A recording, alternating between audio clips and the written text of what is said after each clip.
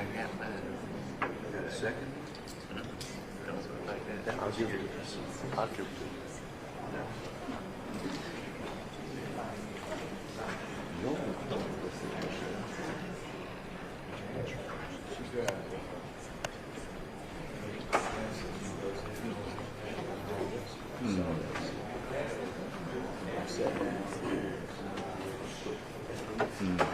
Stay with us.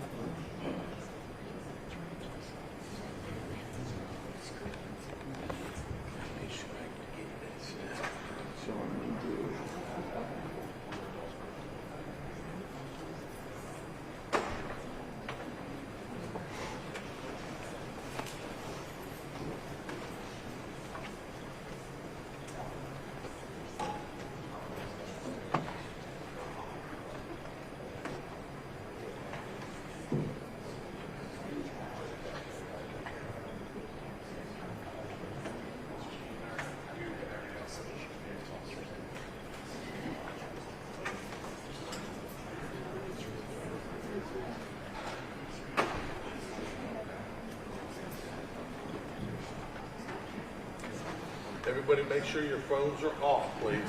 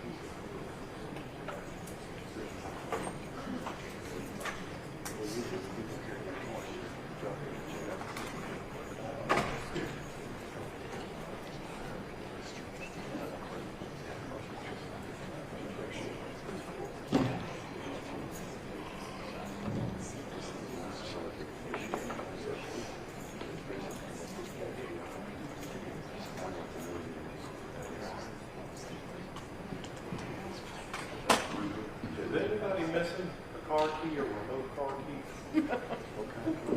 It's been a mystery all week. We found it on the back there Monday, waiting for somebody to claim it to go back.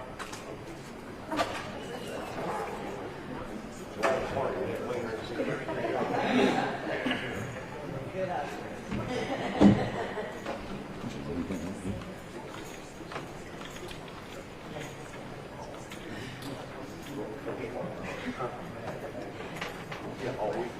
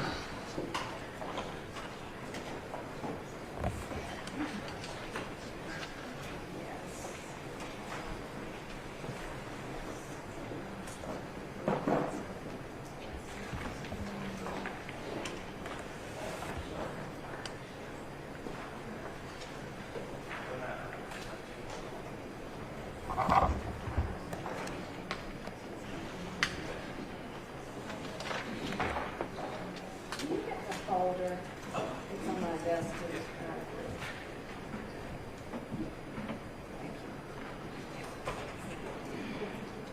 what goes it? We can just.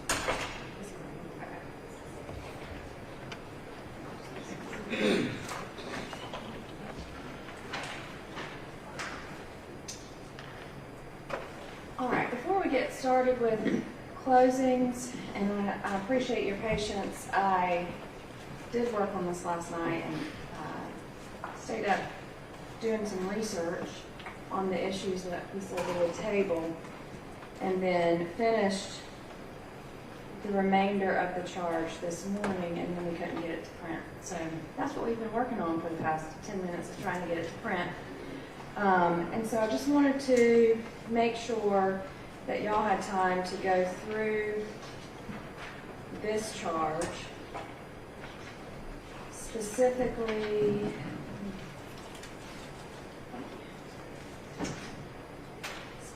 let me get to, I'll tell you the pages.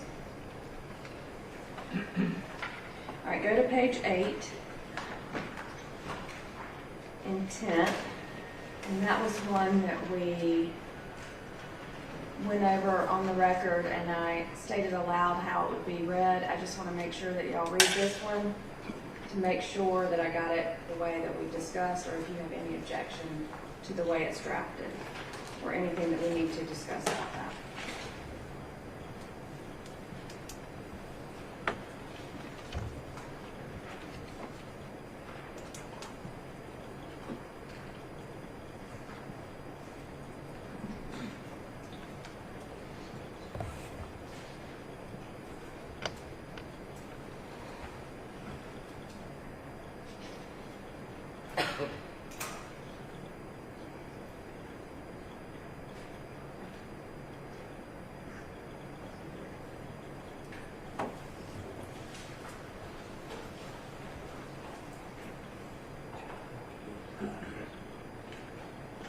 No objection, John.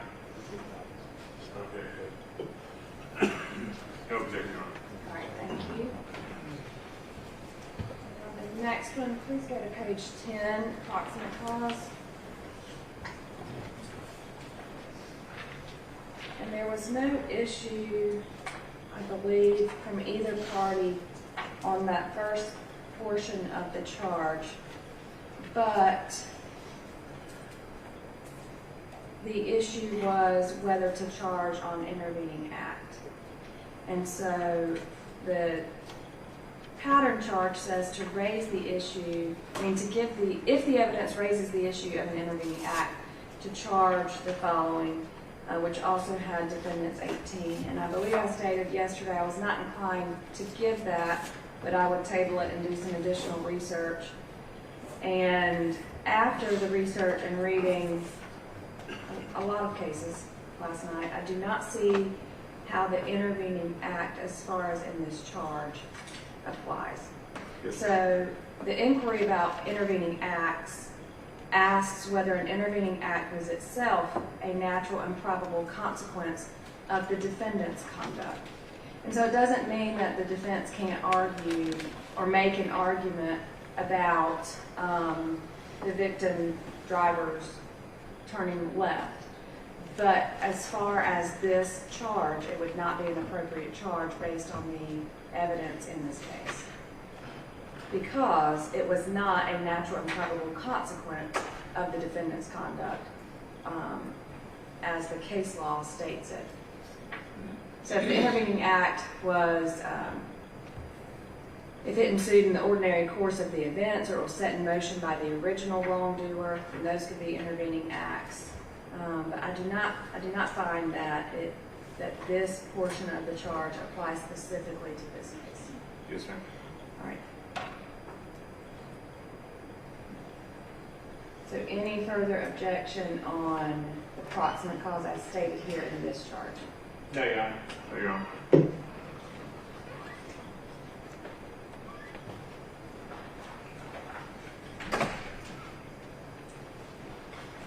All right, please go to page 12, serious injury by vehicle. This was one I was adding in that wasn't in the prior written charge. Please review that and let me know if there's any objection to the way it's drafted.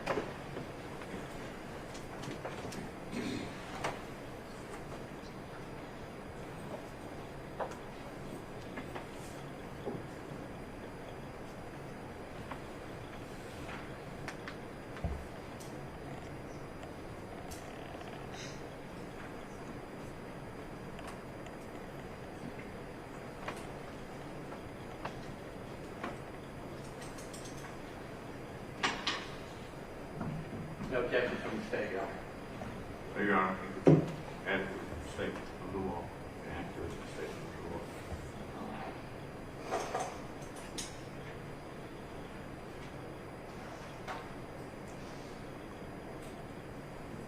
Please look at page 13 on speeding. And there we had a lot of discussion about the enumerations in the pattern charge. And make sure that this is the way we talked about, or if there's anything to address on that speeding charge.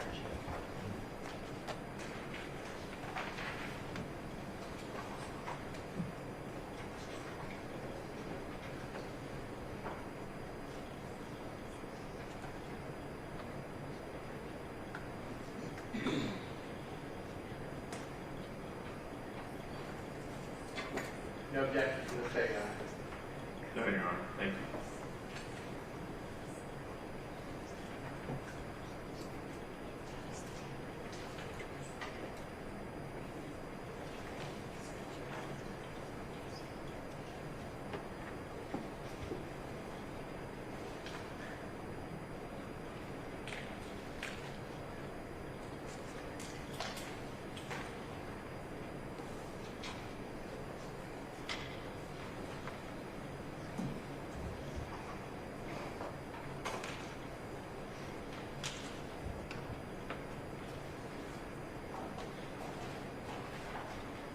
I believe all the others we discussed in detail yesterday. Those were the ones specifically that thought we needed to look at. But do y'all need a little bit more time to look at those? Or are y'all fine moving forward with the charge? We're fine moving forward, Your Honor. No objection, Your Honor. We can move forward. Okay. And then the last thing I just wanted to put on the record, because I did say that if I found anything else regarding excuse or accident, I would let y'all know. And just to cover that, excuse goes to affirmative defenses, and so I didn't find anything that would make it apply here. And then accident is not necessarily an affirmative defense, but it's an intent defense. And the case law is pretty clear on that, as we discussed yesterday, that a jury charge on the defense of accident to a strict liability traffic offense is available only where there is evidence that the defendant did not voluntarily commit the prohibited act. And so I still find that the accident charge does not apply to the facts in this case, and that should not give it. And I could not find anything else that would lead me to change that. But I did give y'all the opportunity that if you found something else, let me know. Is there anything else y'all found that would show differently? No, Your Honor. No, Your Honor. Okay.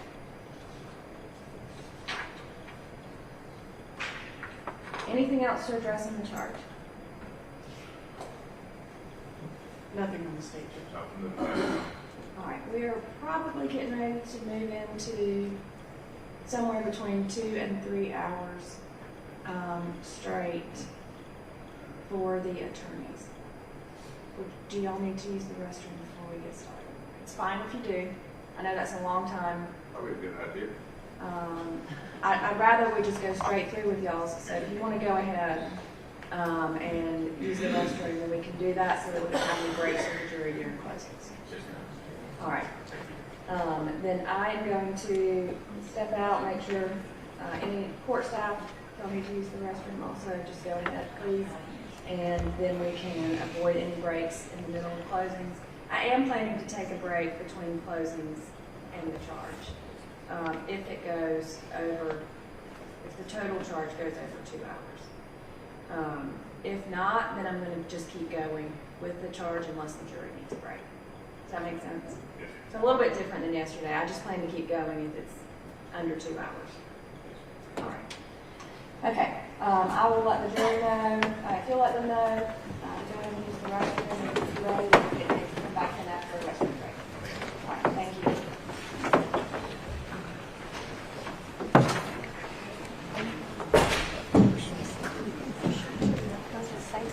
Yeah, it should be. I'm leaving my phone. All right. Okay, everyone.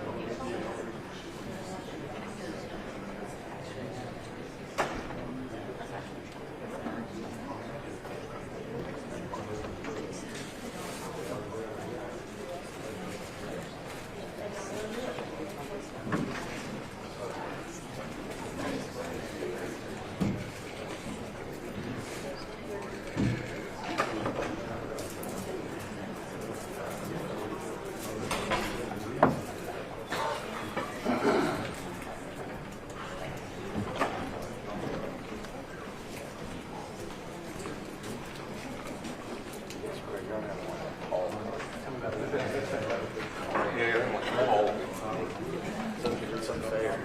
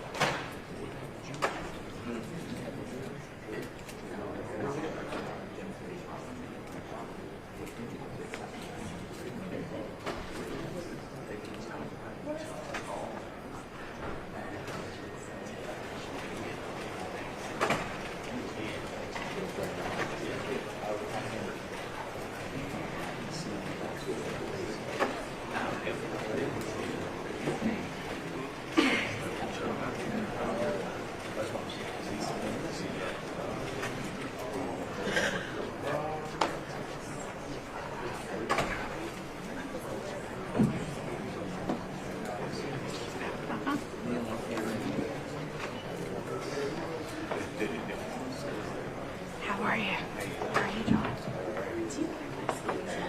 This is from my computer. I don't want them. They're not going to yell at you. They won't yell at me.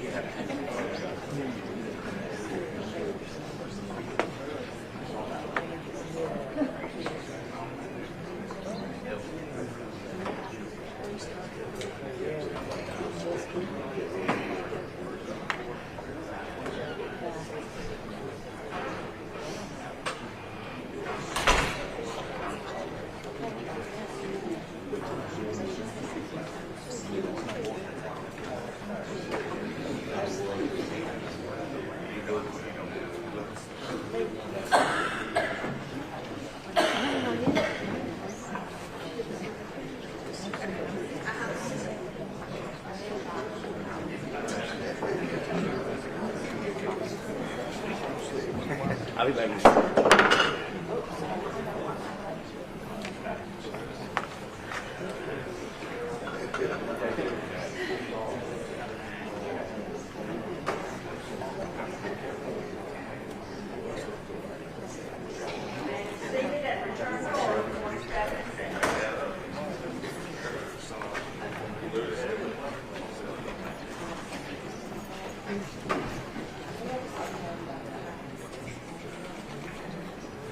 All right, we'll get started in just a minute. So don't say anything that needs to be on the record because the court reporter system has crashed. We're just rebooting to get it back up. Better to happen now than in the middle of something. So.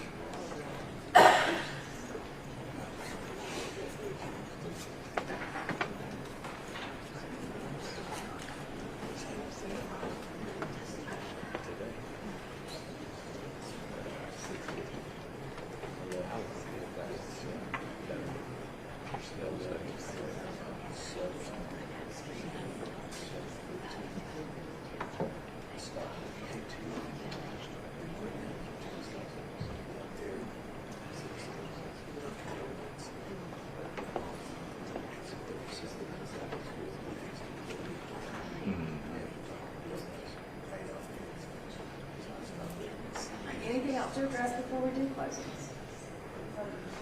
Then the defense, Your Honor. Are y'all ready for the jury? Go ahead and bring in the jury.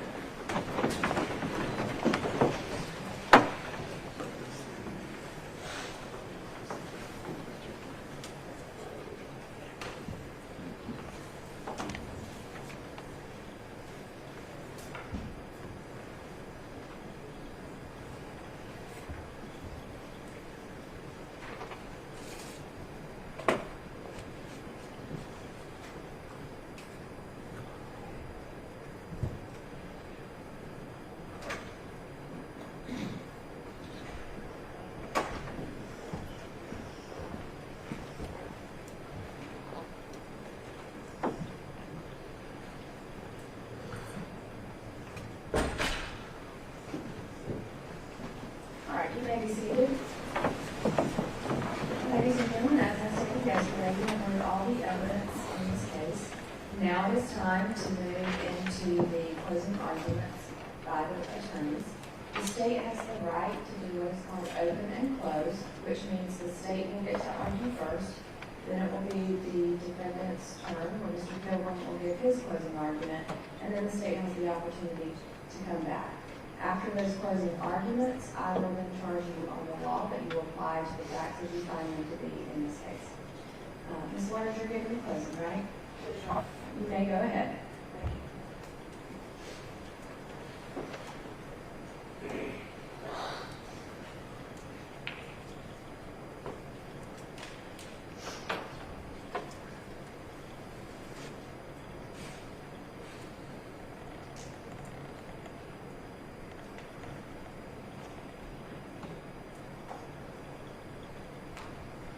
Good morning, ladies and gentlemen.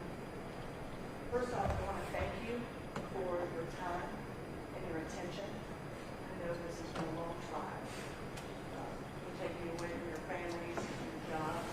And I appreciate you being attentive.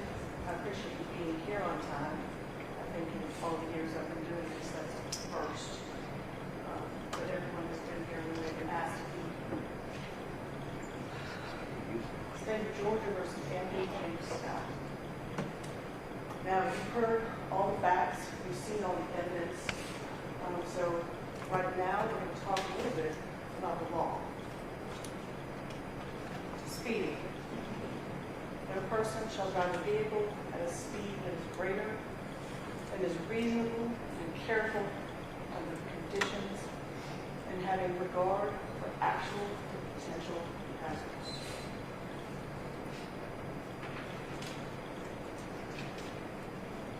Every person shall drive at a reasonable and careful speed. Every person.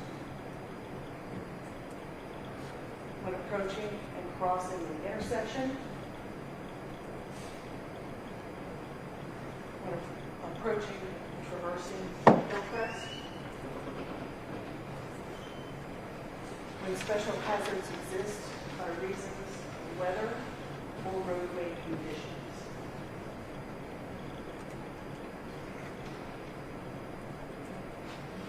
So in layman terms, you know what that means.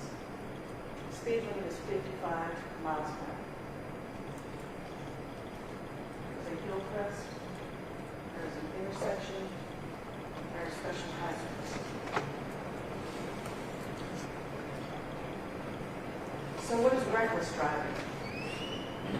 Driving of any vehicle in reckless disregard of the safety of persons and property.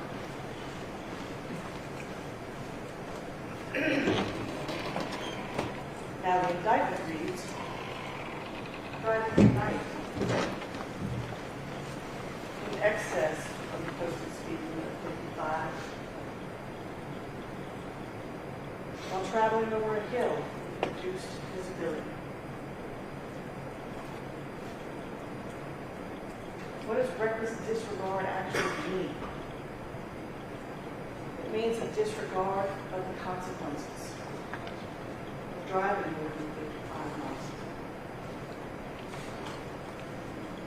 It means a heedless indifference for the safety of others who might reasonably be expected to be injured thereby.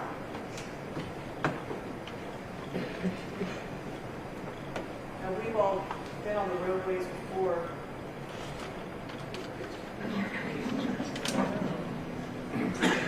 We've all been on the roadways before. And you've said to someone in the car with you, oh my gosh, that person is driving crazy. They're going to kill someone. You know what that looks like. And if it were to happen, you wouldn't be surprised. That's reckless driving.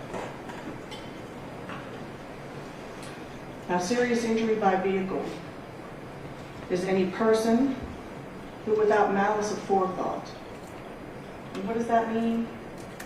Nobody is alleging that the defendant in this case intended to hurt these boys or kill these girls. but while driving recklessly, causes an accident that results in bodily harm. And what is bodily harm? Seriously disfigures their body or a member thereof.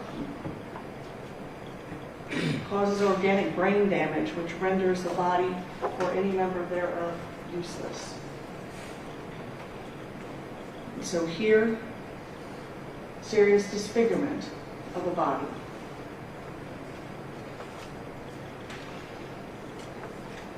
Dillonwall,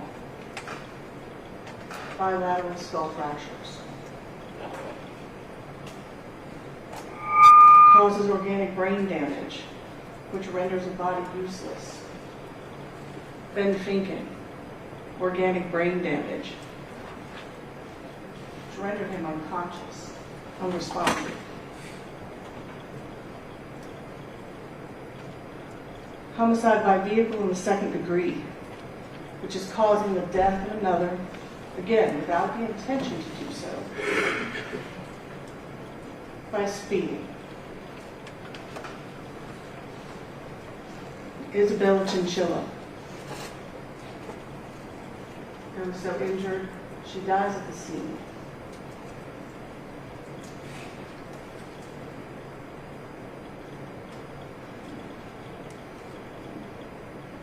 Kylie Lindsay,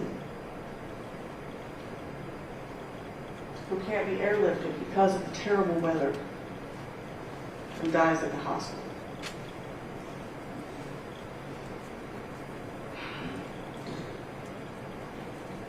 Now the crux of this is going to be, what is that cause? And legally, it's called proximate cause. And what does that term even mean? Criminal conduct, speeding, the reckless driving, played a substantial part in bringing about or actually causing the injury or the death. The evidence also must show that the injury or the death happened in a way that was reasonably foreseeable.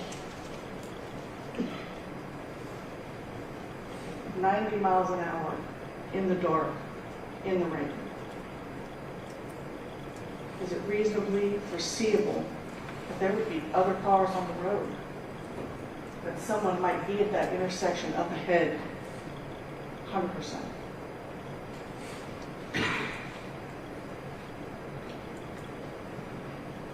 To be reasonably foreseeable, it must have happened as a direct result of the defendant's conduct.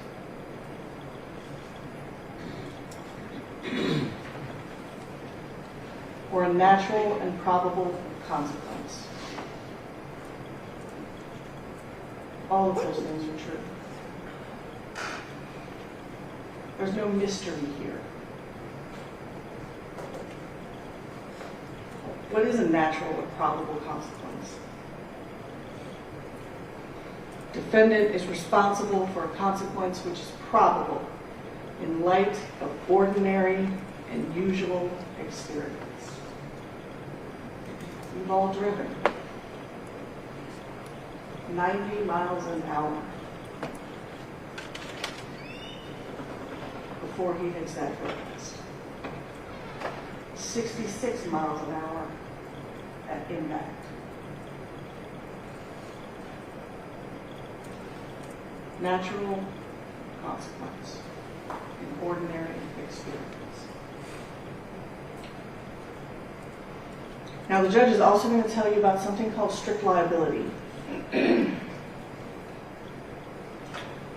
So for violations of Title 40, which are essentially your traffic offenses, speeding, reckless driving,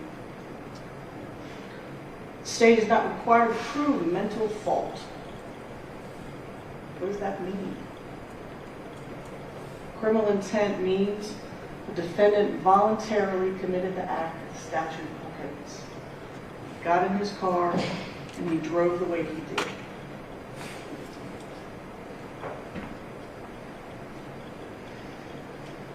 He intentionally drove his vehicle, while a set of surrounding circumstances rendered the manner in which he drove reckless. It's dark, it's raining, there's a hill crest. The speed limit is 55.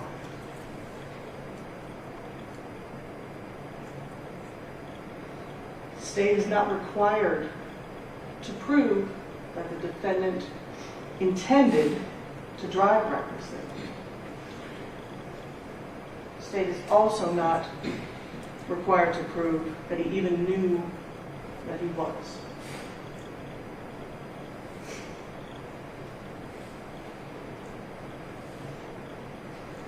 Which brings us to reasonable doubt. Reasonable doubt is sometimes a hard thing to put your mind around. It's the doubt of a fair-minded juror honestly seeking the truth. But it is not beyond all doubt. It is not a mathematical certainty. So we like to use analogies. So for instance, I'm putting together a puzzle.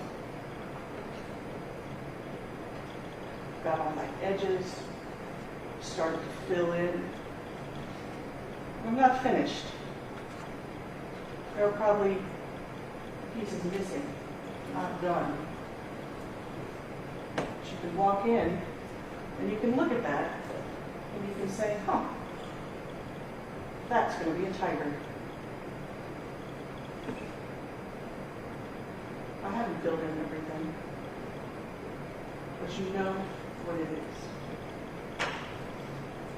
And someone may come along and want you to believe it's a lighthouse, but it's not. You know it's a tiger. And when I come back, we're going to talk about why.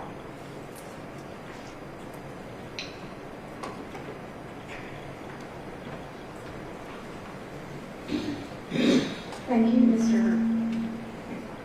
Just talk louder than that. Mr. Pilgrim, you can go ahead and close. Thank you. Yes. We'll move this around just a hair. I like to sit in the middle if I can. First of all, like this letter says, I want to say thank you. Thank you for being present. Thank you for being attentive. Thank you for showing up. I know nobody gets the gentleman, the summons in the mail and say, oh, great, I get to go to jury duty for a week and a half. I understand that. I understand it's taking you from your families, from your jobs, from your children, from your spouses, your grandchildren. I understand that. And having done this a lot of different places all over the state of Georgia, I'm very thankful for jurors. I truly am. Because without them, we wouldn't have a jury trial. And while you may not know it right now, obviously this is very, very important to the people involved here. This is the cornerstone of American democracy. This republic was founded based on the ideas that people in the judicial system have to say. Not the police, not the judges, not the prosecutors, not the lawyers, but people, just like you. And that's super important. So whether you know it or not, you're playing a constitutional role today and in doing this trial. And it's very, very important. So I just want to tell you thank you. Thank you for taking it seriously. Thank you for paying attention. Thank you for taking your notes. Before we start today, though, I want to do a little group project. If everyone will, let's look at the symbol behind the judge, okay? The seal. Okay. I want to take your hand, place it over your right eye, and look at it. Okay. You can see really well to your left, right? Okay. Take your hand down. Put it over your left eye. Can't really see over here, can you? No. So that is what I'm going to ask you to do. So use both eyes. Open your eyes and open your mind. Because that's what I'm going to ask you to do. Because the state of Georgia has not done it. The state of Georgia has looked at this case with one eye. And they want you to do the same. But I know you're too smart for that.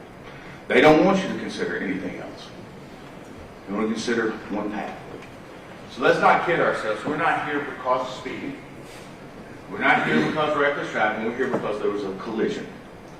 I don't think anybody thinks different than that. We're here because there was a collision.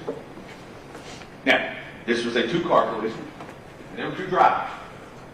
We're going to talk about that a lot today. And I'm going to be a little bit longer than her because legislature decided I only get to go once, and they get to go twice. So I'm going to be a little longer.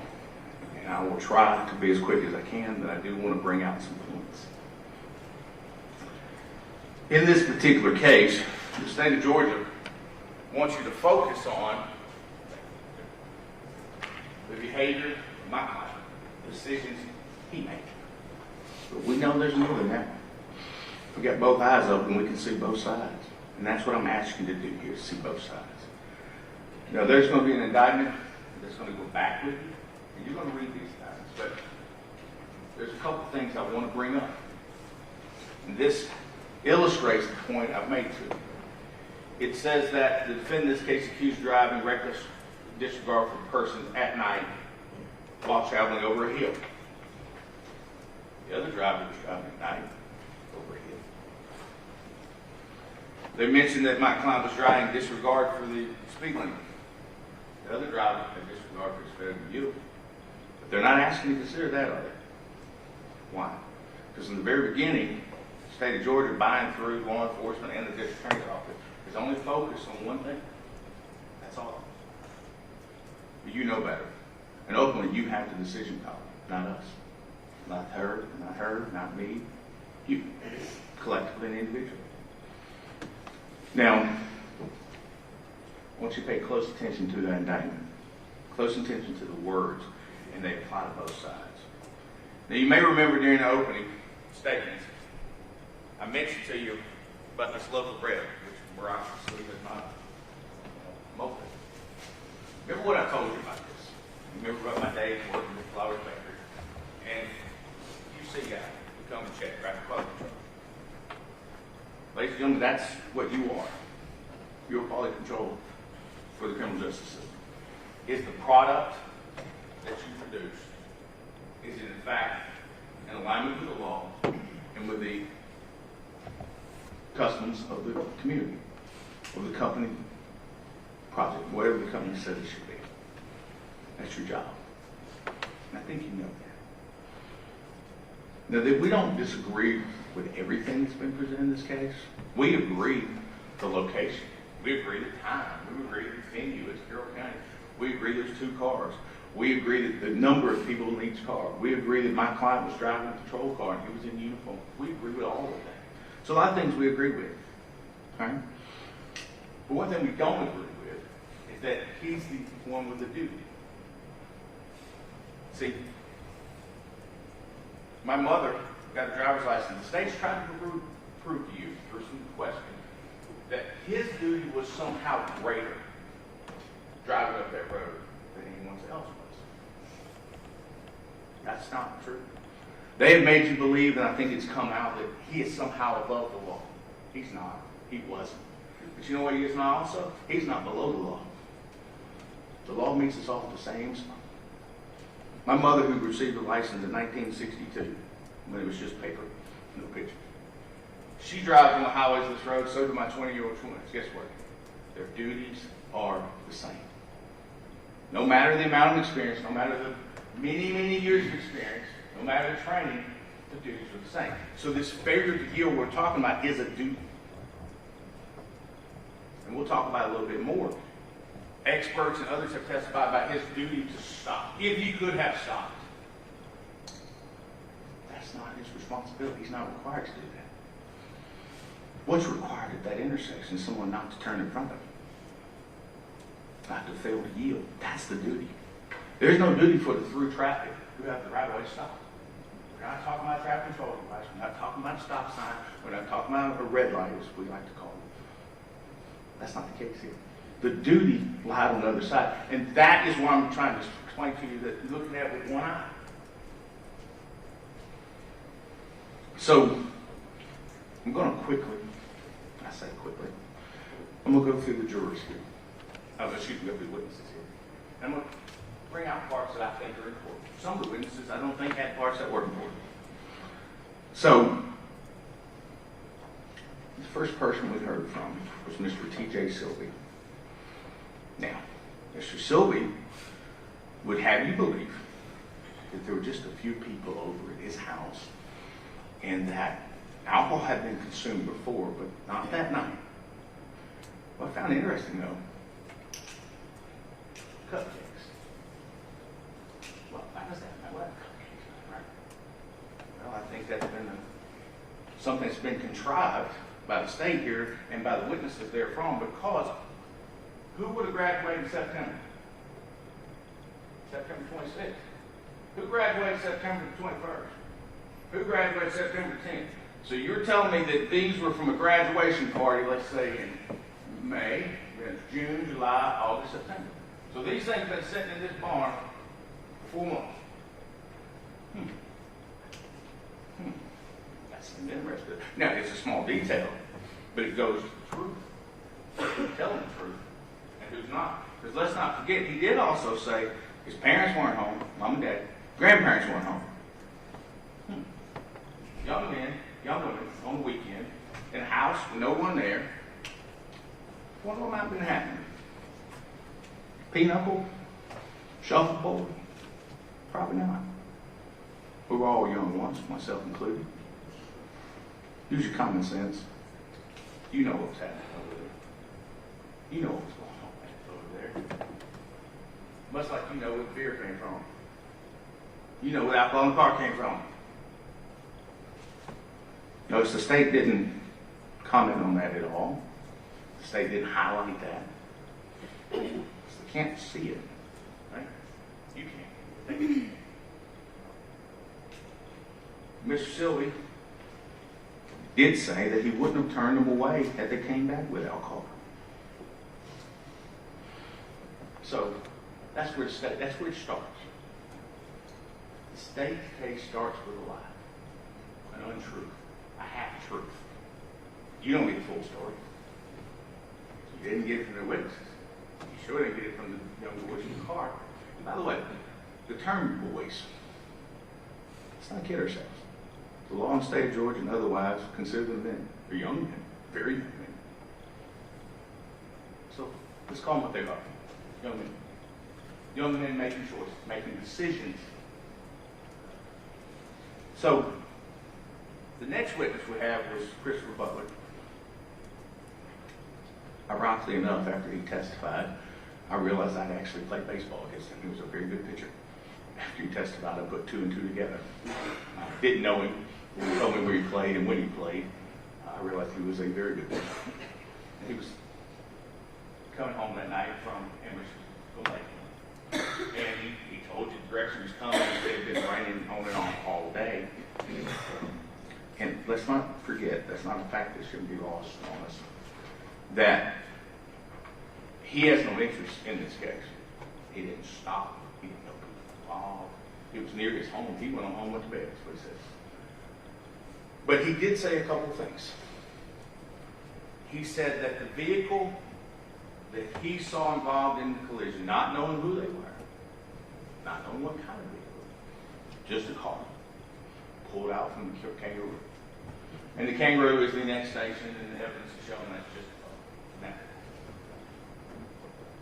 what didn't happen, what the state of Georgia didn't do, is they didn't go pull surveillance from that Kangaroo, did they? We didn't see it. They didn't go pull their sales receipts. We didn't see it. They didn't pull the debit cards of Mr. Wall, Mr. Finken, or anybody to see how did he get in there. It's the beer ferry delivery. How do you get the car? I think we know. If you got both eyes open, you know. You don't check your common sense at the door. But the interesting thing about it is, he made the 911 call. A good citizen, concerned citizen, just heard it happen. But I want you to listen to something. And this is State's Exhibit. Mr. Clinton, what number was this?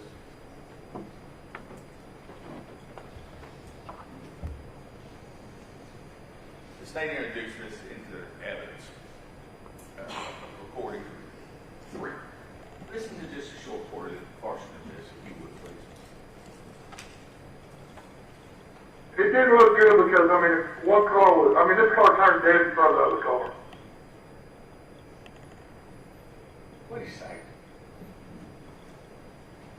in front of him.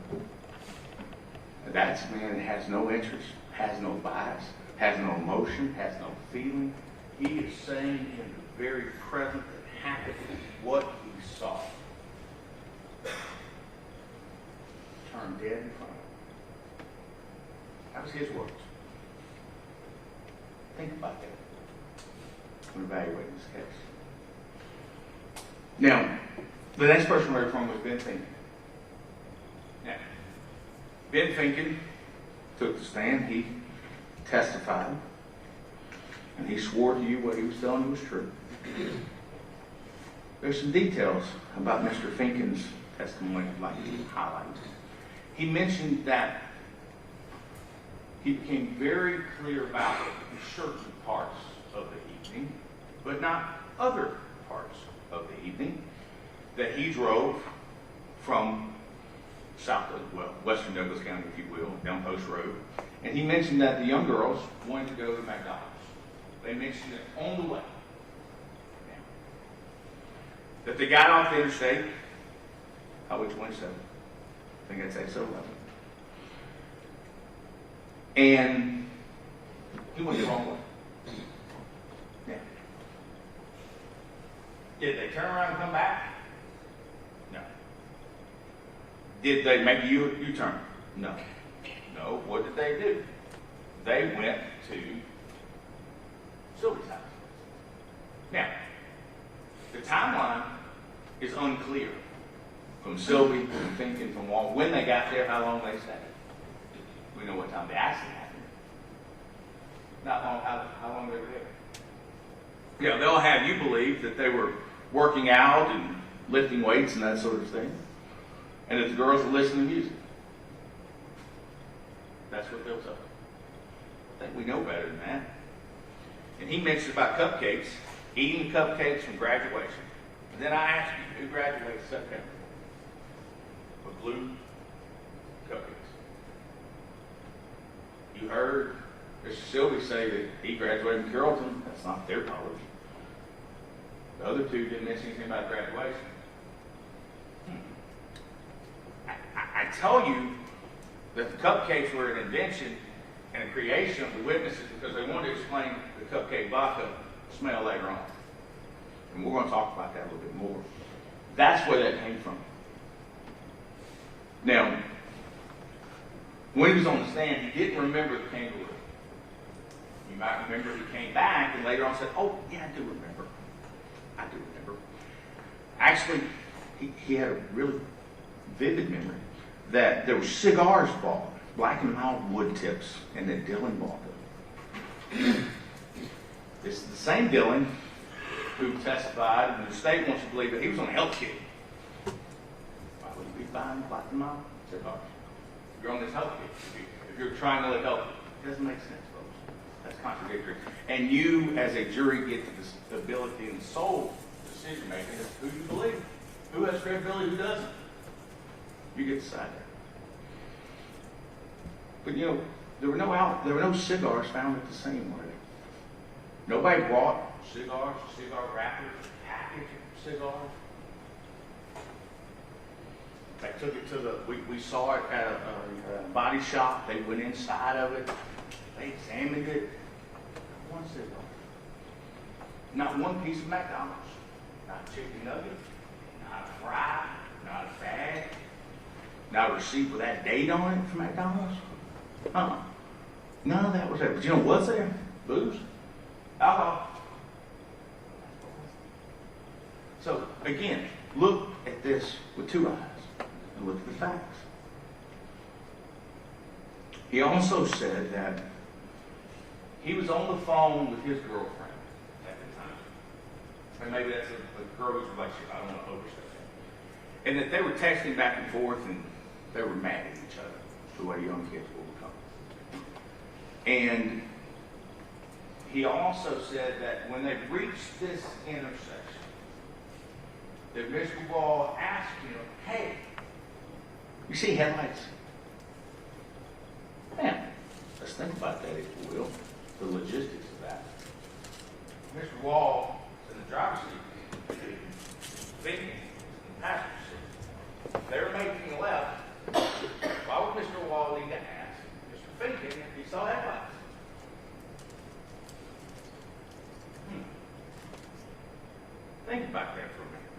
about that a little bit later. Also, he gave us the configuration, based on his recollection, of where people were in the car. He said, Mr. Wall was driving, Mr. Finkel was here, Miss Lindsay was here, and Miss Chinchilla was here. We're going to talk a little bit more about that later on, but remember, that's their story. That's what he told us. Okay. He also told us that there had been a plan. They were going to drink that night. Maybe the honest thing he said, or most honest thing he said. They were going to drink that night. Now, next we have Dylan Wall, the driver. Mr. Wall gave the same configuration to the people inside the car. He said he was not going to drink because he was on a health kick. He was trying to add weight, he was trying to bulk up. The interesting thing is, to me, that Mr. Wall had his brother's ID in his wallet, and that he used it to buy alcohol. He told you that. So from the very beginning, his identification was false. It wasn't who he was. Did he look like his brother? Probably. If you're going to use a fake ID, use one of your brothers. It's a good idea to do. People will be much less likely to catch you. But he says that he doesn't remember buying the beer. So the two people who are alive in the car, where there's alcohol, don't know where it came from. Credibility, folks. They believe. They do know where it came from. They're just not telling. They're not willing to admit it. But I think we all know where it came from. And we all know how they got to that spot that they got it. Some people will say, and the state may argue, if our client hadn't been traveling the speed he was traveling, he wouldn't have been at that intersection at that time. Okay. But that's an open-ended argument. If they'd actually gone to McDonald's, they would have been there. Had they not made a beer run, he would have been. Had I not put my tie on this morning, I wouldn't have it on now. The argument goes on forever. Therefore, it's not a valid argument. So remember that. Eyes open. The next thing we heard from was from Josh Lambert, who was the big PD officer. The interesting thing about Mr. Lambert, I thought, was he confirmed our client's recollection of the events about the battery being charged and they were under the bridge. And also, if you remember, Mr. Butler also said he saw law enforcement under the bridge, and that wasn't an uncommon place for him to be that time of night. So, again, start thinking about your stories. Think about whose stories add up and whose don't. But the charger, he confirmed my client's portion about the charger. In fact, he would have to come back and bring it again. Next, we have Mr. Alexander. If you remember Mr. Alexander's dash cam that we watched, bike. You hear my client at the scene. He has blood on his uniform. You hear him testify. And what he says is, or not testify, but he would state, they pulled right out in front of him. Now, that was his presence impression. That presence impression matched what Mr. Butler said. So it's not like he contrived his story and made this up after the fact. Moments after, in live time, in nature. That's what he said. Mr. Alexander, Mr. Lambert, Mr. Wagner all testified to seeing alcohol at the scene. And not just one bottle of alcohol, not just one broken bottle that may have been thrown out by a careless litterer. It was in the road, it was in the ditch, it was in the car. They were clear about that. We then heard from Officer Philip Wagner. Mr. Wagner gave us the information concerning alcohol at the scene, again, consistent. Helicopter was too wet. Why does that matter? Well, the state has made condition of the road an issue. But nobody drives one car and not the other in the same condition. The weather was for both people, not just one. Next person we heard from was Mr. Tommy Crafton. And he talked about how cameras worked, and he retrieved the dash cam footage. Now, and he retrieved it from, and he was a state patrol officer and worked for the state patrol, Department of Public Safety, and he retrieved the video. Now, are we ready, Mr. Flynn, with the video? I think this was state solidarity. Not that one, the other video. Not that one, the other video. The dash cam. I believe this was state exhibit 11, if I'm not mistaken. 12. Sure.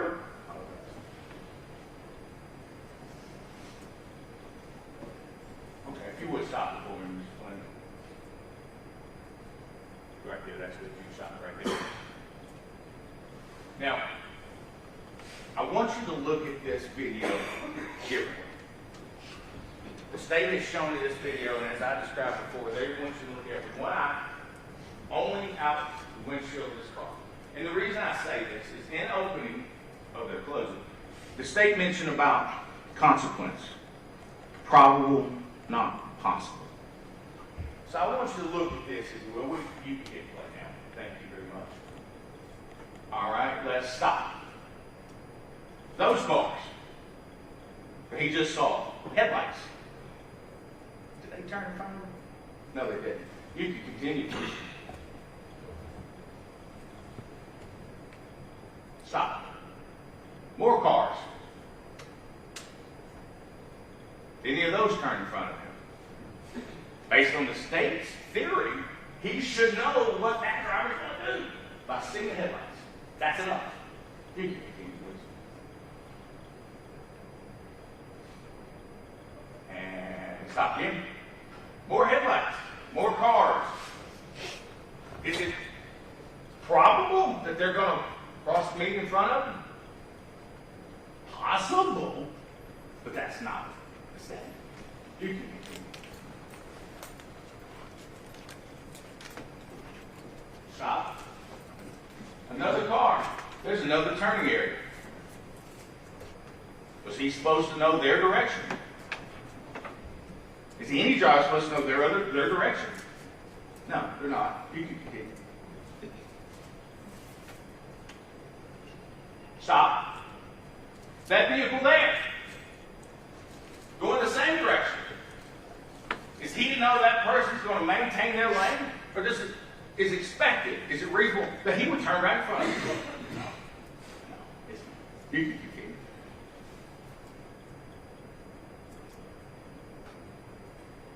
At this point in time, the video is closing in the area of Buchanan we call Bowden Junction. And there's Bowden Junction store up to the right, Mountain Zion Road to the left. And we'll bring something to your attention in just a moment.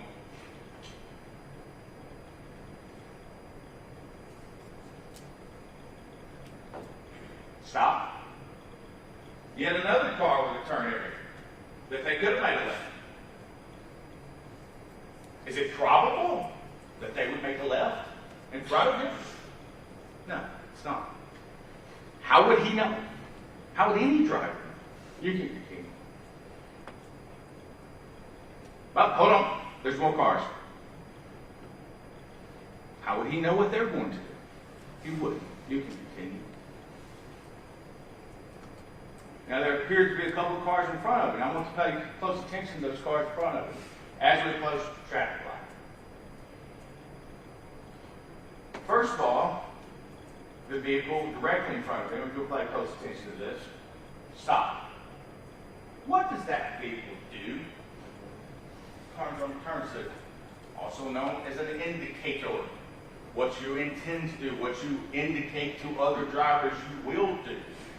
We don't see that in Nissan, do we? No one's ever told you that. No one's ever testified that. You do not see that in the video. You see it here, right? Fast forward just to continue just a moment. And stop. Notice the car to the left which is the direct opposite of the car the Nissan was traveling. What does it do? Puts its brakes on. Puts on its left indicator. Turn signal. What does it do? What doesn't happen to it? There's no action. Right? Because that driver, that night, at that moment, decided to yield. Because that is their duty. Watch it. That's in real time. That's not recreation. That's not recollection. That is real time. Watch what they do. You can continue.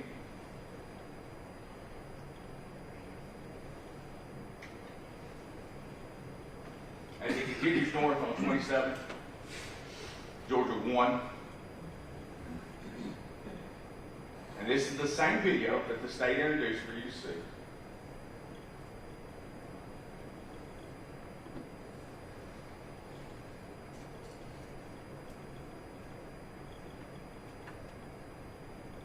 Stop. How would he know, again, that that car is in the same road as the car the Nissan driver? How would someone know that was not turning in front of you? They wouldn't. They wouldn't. You can.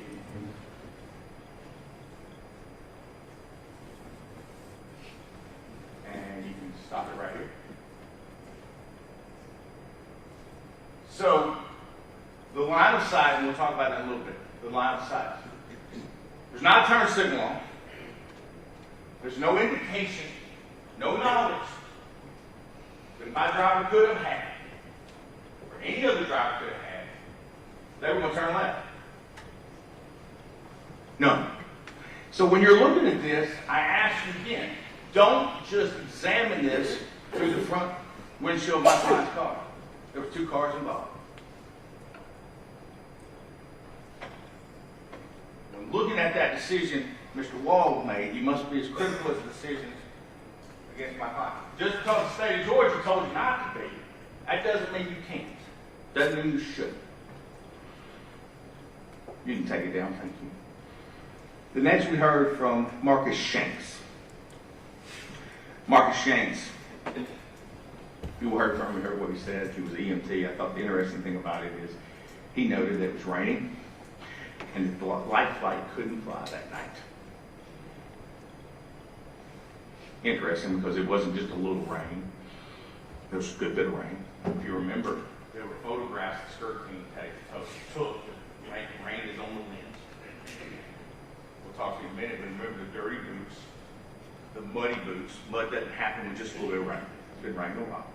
Now, this rain and conditions of the road are known by the other drivers as much as mine. But the state of Georgia, by and through the indictment, don't actually consider that. I do.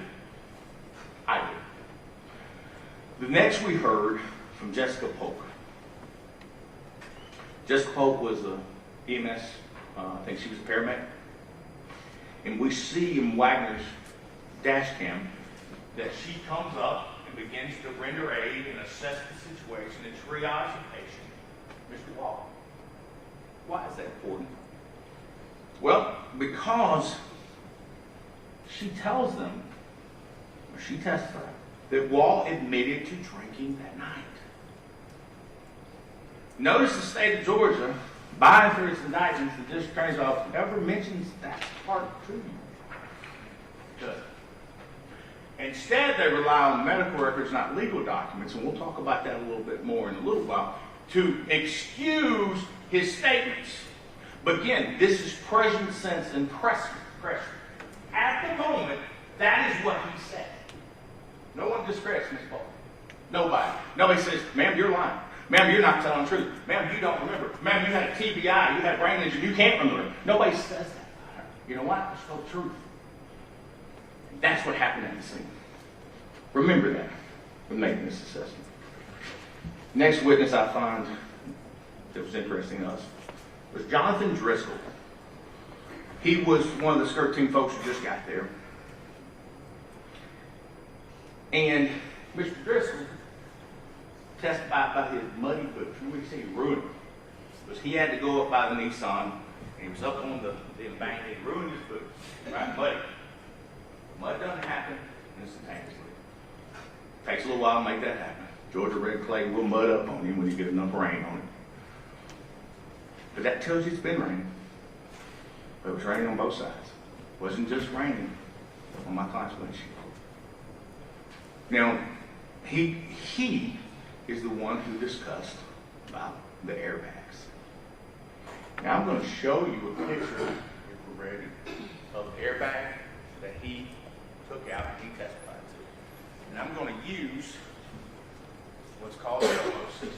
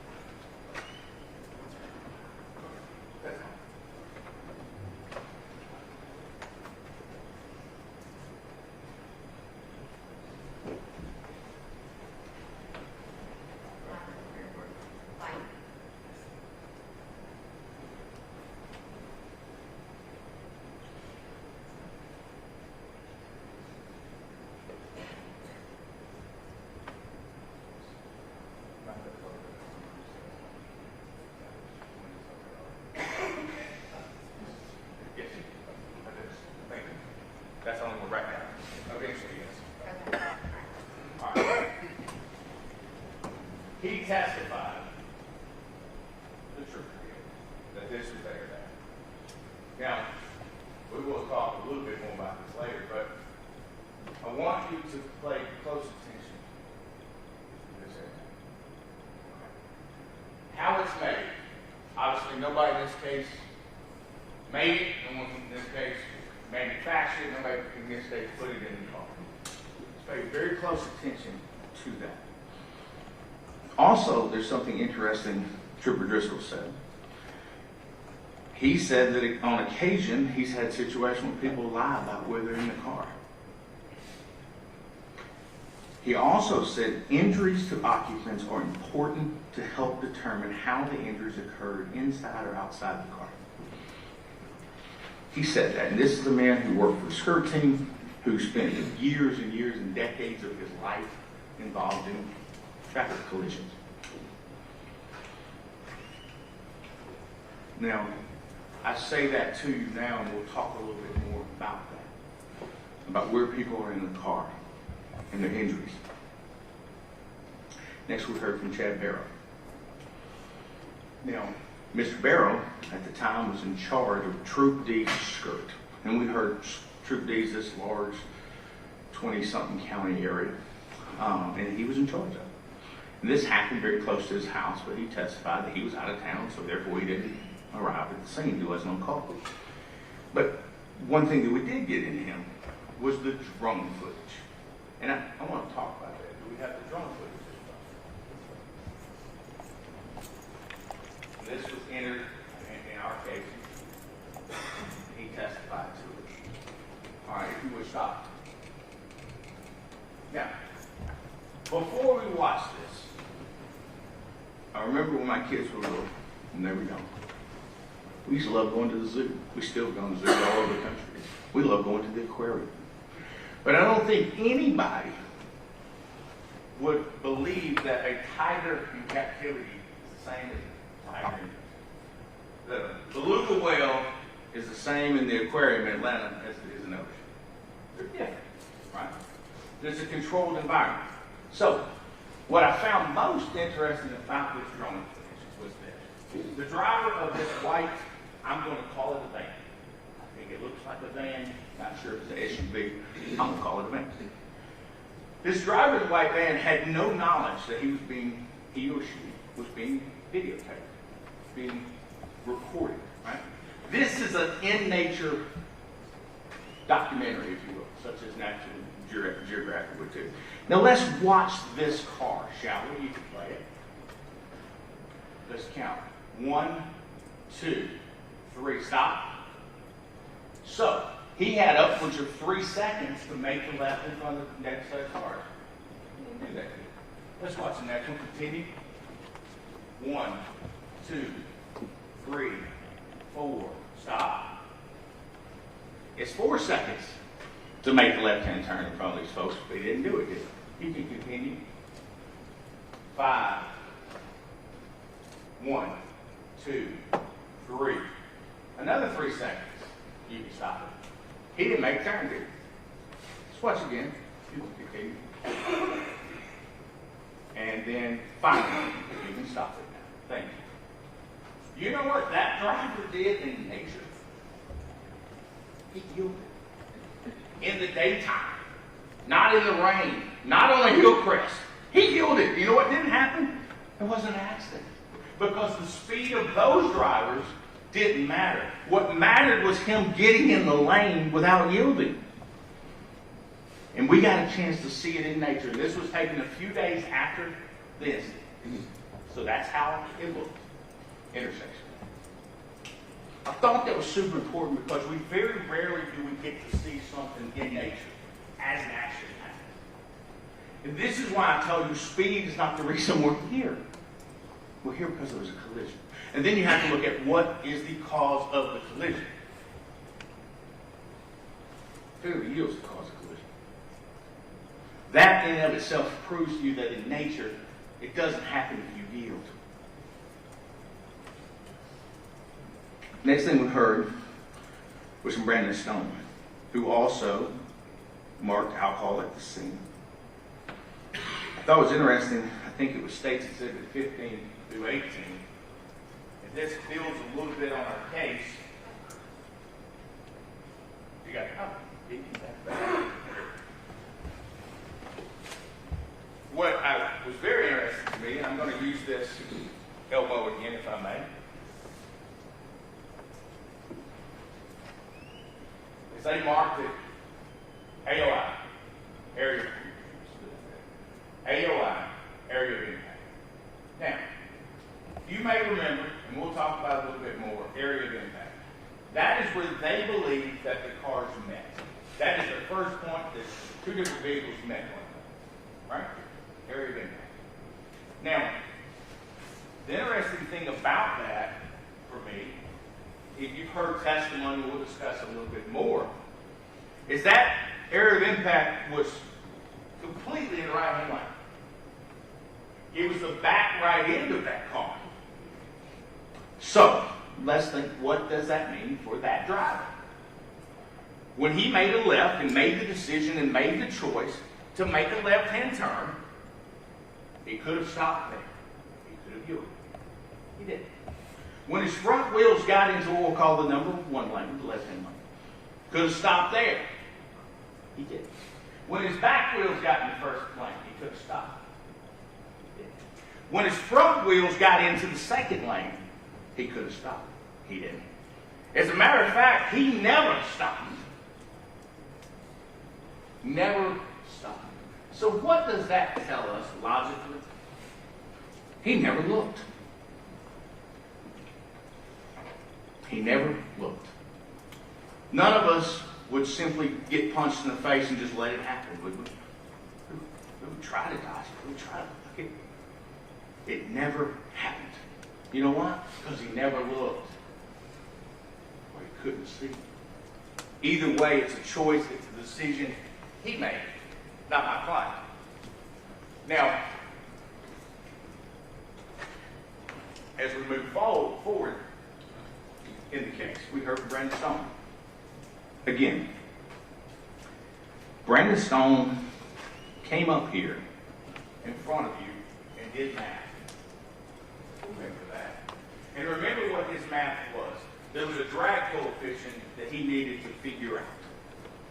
And the drag coefficient was from 0.80 to 0.45 with his wet over his dry. We did the math with him in front of you, and we came up with 0.625, which is split the difference. And at that speed, at 54 miles an hour, it still would have happened. At 54 miles an hour, it still would have happened. So what does that tell you? Speed is not the issue. Speed is not the cause. Speed is not the approximate cause. The state wants you to look just this way, and that's all you see. That's not true. You know it. It was shown to you. Also, one of the interesting things is Mr. Stone developed a theory during the course of his investigation. Of which side, of which the front or back, Miss Lindsay may have come out of. Because I think we all agree that her body was found in the road. No one disputes that. Before we go on, I want to say the loss of those two young women is a tragedy. An absolute tragedy. No parent should ever have to see their children that way. No parent should ever have to put their child on the ground before them. And I'm remorseful. I'm sorry that happened to them. I'm very sorry. Never let that be lost. Never let that feeling be misinterpreted. Because I feel sorry for both of them. I have children, I have grandchildren. I'm very, very sorry for what happened to those girls. I am. No, regardless of what decided here today, that does not change. And it does not change in my heart since this beginning. But let's look at what Trooper Stone, an expert witness, has tendered by the state. He talked about there was a theory developed about Kylie Lindsay being somewhere in the front seat. Kylie Lindsay being ejected from the front passenger side window onto the roadway. Now, notice the state never bothered to give you any information about that. They never bothered to look into it too much, did they? Again, they want you to look at it with one eye open and see it the way they see it. But that's not what we're here about. We're here to render a verdict that speaks the truth. And that's the whole truth. Not truth of emotion or public opinion, but the whole truth, according to the law. If you look at it, he came up with a theory that she may have gone out the front passenger side window. Because I don't think anyone suggests that anyone came out of the driver's side. So they left them out of the passenger side. The interesting thing about that is, and we'll talk just a little bit more about it, is look at the injuries. Okay? Look at what the bodies tell us. Also, Trooper Stone said, or Mr. Stone said, had the Nissan not turned in front of, we wouldn't have an accident. He also verified that the right-of-way belonged to whomever is on Highway 27, the major thoroughfare. In this case, my client. Let's not forget that. Let's not get lost or lose sight of the full picture. He also did the imaging. We call it downloading. He called it imaging. And I want to bring to your attention now, the states used a board, and I think it's marked as, let's look and see.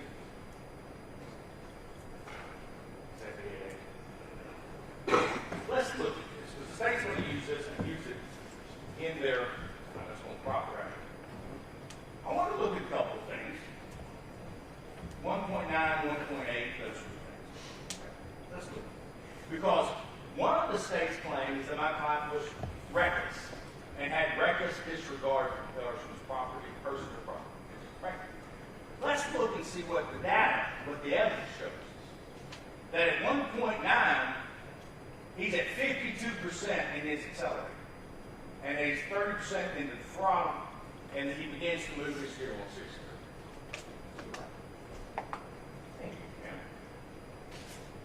then, back at this here, 1.8, look what happens. The accelerator goes to 0. What does that tell us? This is static evidence. It doesn't matter who's driving. This is static evidence. It's no involvement, no motion. It goes to 0. What does that tell us he did? Fix it off. Right? That's what that tells us. As we go forward, what happens to the throttle? The throttle goes back to 18. What happens to the RPMs? They drop. What happens to the steering wheel? It moves around. And constantly throughout this, then we get into braking. Oh, no. The braking comes on at 1.6. That is static evidence. Not selected for or against, it just is. What does that tell us? Well, if you look at the other vehicle, it never did any of those things. It never got off the gas. It never got on the brake. It never made a right. It never made a left. It made a turn at 22 miles an hour and never let up. Even their own expert told you in his example, it made up for 22 miles an hour and never let up. But the statement wants you to believe my client was reckless. He had reckless disregard. That indicates something different. No, the evidence tells us something different. That in fact he did have regard. That he did have his heads up. That he was paying attention. Because see, speed's not the only issue. Next, we heard from Dr. Wheatley. The guy spent 20 years at Grady. Deserves sainthood. He's worked in the ER and he's also a professor at Emory now. But the interesting thing from Dr. Wheatley was this. He verified the injuries. We don't dispute there's injuries. We don't dispute there was death. I know. We dispute who caused it. Who's the proximate cause of it. Who should carry the weight of it. We dispute that. But the thing I thought most interesting from a qualified witness was Dr. Wheatley told us that a human body consistent of that of Mr. Wall would metabolize alcohol at 0.01 to 0.012 per hour. Natural metabolism. Blood draw was 2 hours later, based on the records. Now, there's another thing about these records, and we're going to talk about Dr. Koch here in just a minute. These are not legal documents. Doesn't mean you can't consider it. But they're not legal documents. They're medical records. It's in the records.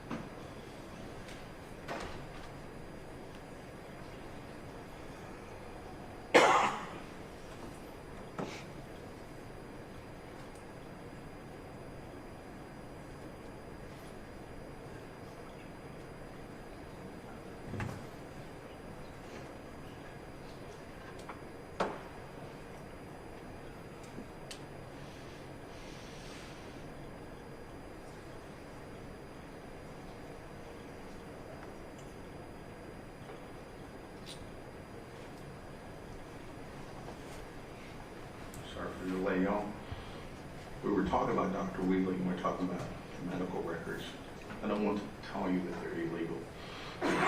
They were legally obtained. They're legal documents and you can consider them. However, I want you to consider what was said by Dr. Koch, who was the next witness. Dr. Koch, who's a PhD, he was from the Midwest, if I remember right, Purdue, and he was all over the place. And he'd been at Grady for a long time, even back then. He said that these records were gathered, this test was gathered for healthcare reasons, not for legal reasons. He said that a toxicologist would be the person who would have to testify or test it and then testify to the actual alcohol content. He said it was less than 10 milligrams per deciliter. And he explained to us we would take the 0 from the other end of the 10, move it back 3 decibels, it would point to 0.1. What he didn't say is there were no alcohol. He says, and the records say, and the records you were given say, it was less than 10 micrograms per deciliter.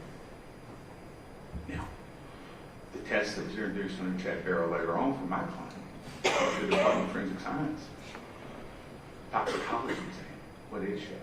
Negative. Drugs, negative. There's a difference in those things. And I think you know it, and I think we've shown it to you. So in considering those records, and consider how far the state went, the 2 expert witnesses, to get those records to you. Wow. Why would they want to do that? Is it because they're concerned with the alcohol in the car, at the scene, on or in the passengers or drivers? They went a long way, didn't they? But what we didn't see was a true blood draw for toxicology purposes. They never presented that to me. We presented one of our clients. We presented one for our driver. We looked at it with both. It's not one. Next, we heard from Dr. Laura Darasol, who has performed over 7,000 autopsies.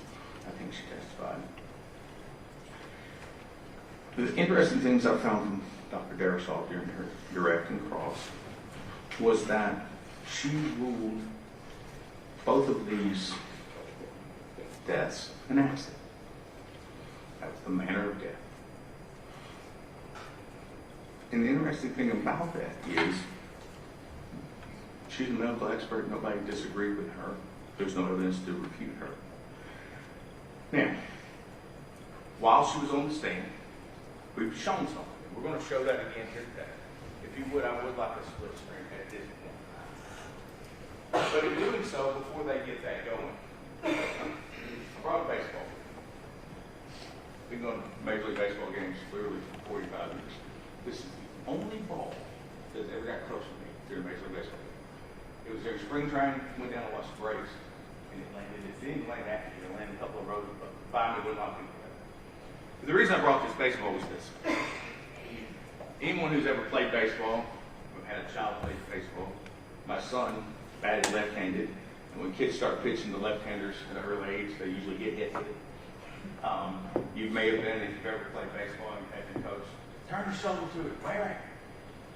What will happen is that oftentimes the comment will be, you can see the stitching on that one. And you literally can see the stitching when the ball hits you, when it's thrown. Bam, bam, where it hits you. You can literally count the stitches. That's a way of saying, another way of saying, it hits you square, right, in the stitches. And why is that important? Why did I bring up baseball here to show you? As you can tell, I'm kind of a visual learner. And I hope other people are as well. So, if you would, please show us the photograph. That is the original autopsy. If you would just enhance it just a hair. There is the stitching. We'll put them on both.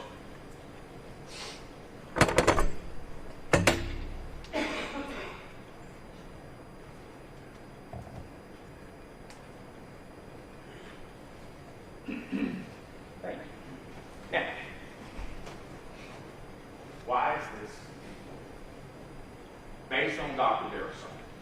remember her testimony, that it was circular 2 stitches.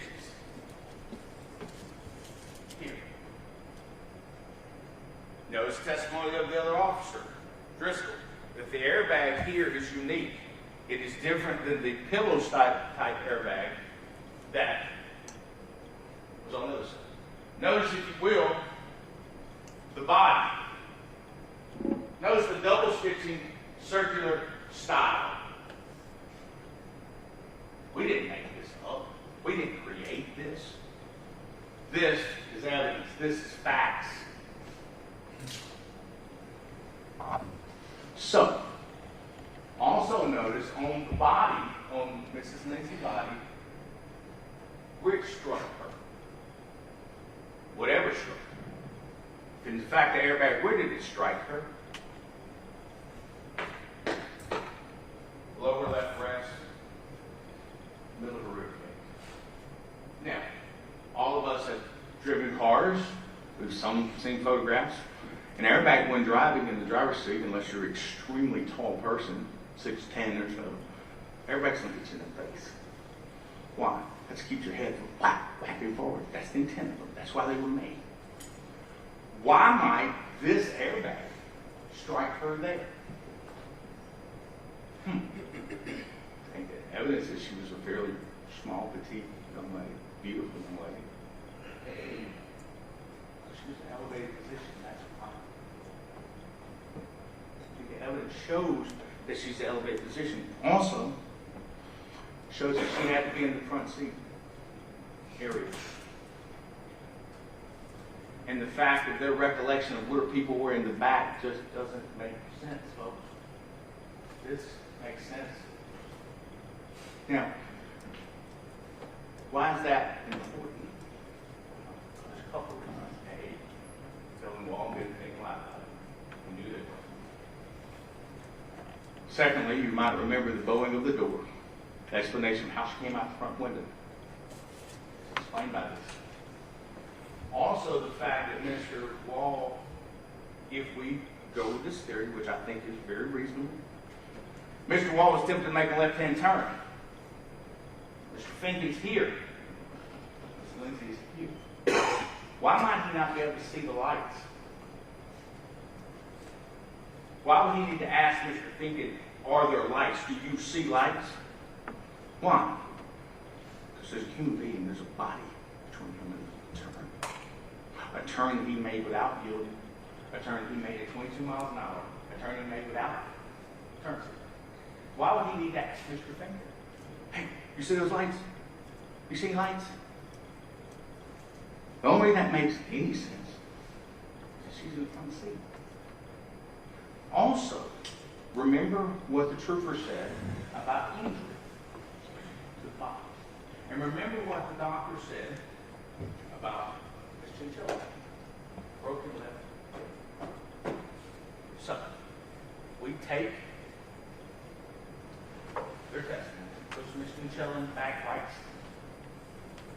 You would think, theory would be that Miss Chinchilla, based on the impact, would probably have a broken right leg. That's where the impact would be. Leg disputes is a serious, dramatic issue. But no, left. Why? Because she slid completely across the car, boom, hits the other side. Very small, very petite one, very beautiful. Would she be able to do that if Kylie Lindsay had been in the seat? No. Wouldn't be. Kylie Lindsay wasn't in the back seat, folks. She was in the middle. Middle of the front. And the body tells that. That's not emotion. It's not a court of public opinion. That's just facts. That's evidence. So I want you to think about that. A whole lot. Now, the next person we heard from, Mr. Will Parker. Now, I find it very intriguing, very intriguing, as a taxpayer in the state of Georgia, why the district attorney's office felt it necessary to pay a private, who got paid? He got paid to show up. He got paid to travel. He got paid to look at things. He got paid his time during to testify. He got paid for it. Why did the state of Georgia feel necessary to spend our tax dollars to hire somebody when they had state patrol, who have been trained and who work for us anyway. Why? Why might they want to do that? Because they don't necessarily agree with the state patrol? I don't know. You'll have to ask them. But our tax dollars went to pay for that. Sure did. And why? And remember, Mr. Partheimer talked to you. And I thought this was very, very important. When talking about credibility, credibility is a way of weighing what people say. Let's look at the things Mr. Partheimer didn't do that State Patrol did. Mr. Partheimer didn't come to the scene, did he? Sure did. Mr. Partheimer didn't examine the vehicle. Mr. Partheimer didn't download or image the vehicles, did he? Mr. Partheimer didn't visit the garage where they were kept, did he? Mr. Partheimer didn't mark the scene with evidence with spray paint. Sure didn't. So now, who would believe him? State Patrol did all those things. Skirt Team did all those things. So who has more weight in your eyes? I think it's pretty clear. Mr. Partheimer was brought on for a single purpose. The single purpose was to discount what State Patrol found. And notice one thing about Mr. Partheimer. When I pushed him just a little bit, and again, he's not a physicist. He's not like he has a ton bit more of education than troopers do. Not a ton bit more training. It's not like he's got a master's degree or a PhD in physics or engineering or anything along those lines. So being equivalent to that of the troopers, he didn't do his math for you, did he? He said that the drag to the coefficient, which was the slide of the stop, that's a wrong formula. But did he ever get up here like Stone did and do this formula for him? Oh, he did. Why? You have to decide that. I have my theory, but I think you have to decide that. But there were a couple of things I found interesting.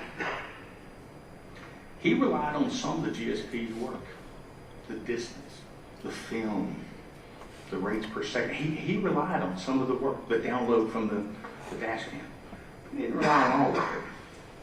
He picked and chose what he wanted to do. But I did find it interesting that he called the Nissan a hazard during his testimony. He used the word hazard. That's important. He also testified how it was a natural reaction for someone to go right. Natural reaction. Again, my client, that night, it's like any other driver with regards to the approach in this intersection. He talked about line of sight as well. Line of sight works both ways. I can see you, you can see me. Same thing applies here today. I'm going to evaluate this case. There's also discussion of a heel crest, or a heel.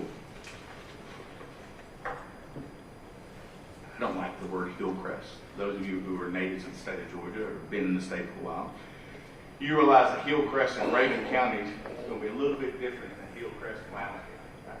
Right? Heel crest means different things. But I think there is a principle that holds true. If I'm standing on the hill, I can see better than if I'm standing at the bottom of the hill, if we're looking at each other. If you're at the top of this building, you can see farther than you can at the bottom. So elevation is an advantage. And that's an advantage Mr. Wall had. So when you talk about sight lines, let's not forget, they're equal to each other, but who had a better sight line? And one of the things I found interesting,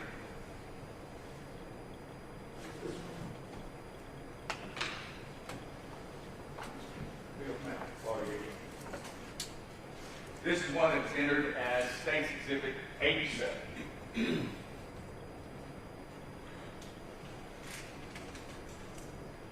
To further prove what I've already told you, they talk about line of sight. This was a big deal for him. And they're going to tell you that it's 269 feet line of sight. Both directions.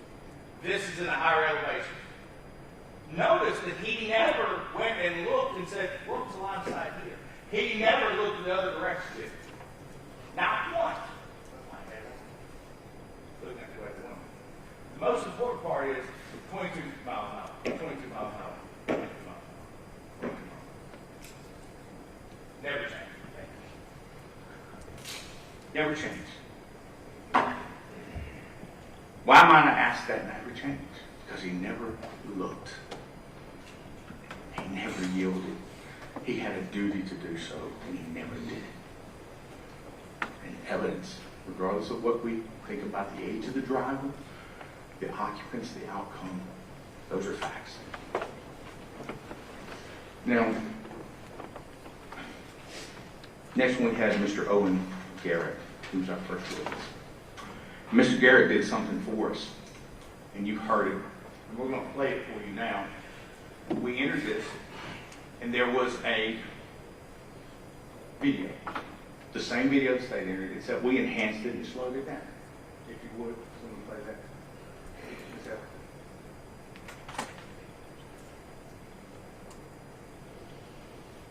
I apologize. Technology is both our friends and our foes.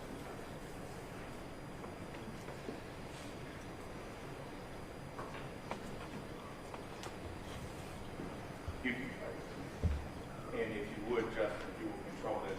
I would like to go frame by frame, which the next or the witness said was possible. You can continue just frame by frame.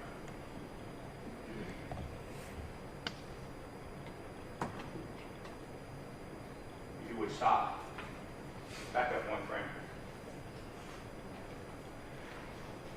Yeah. All right, go forward. Frame at a time.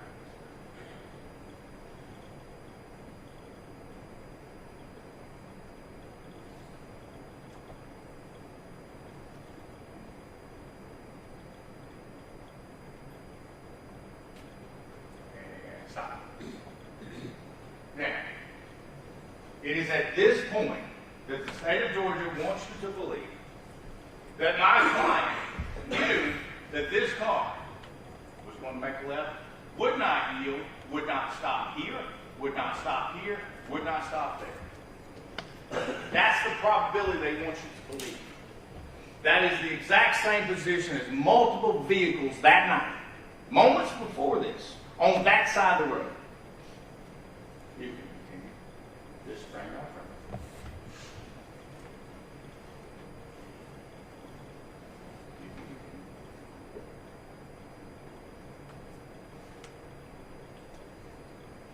And you can stop. Now, my client sees this. You heard him testify. He believed they were going to stop. They would see his lights. They would yield. That's not what happened, is it?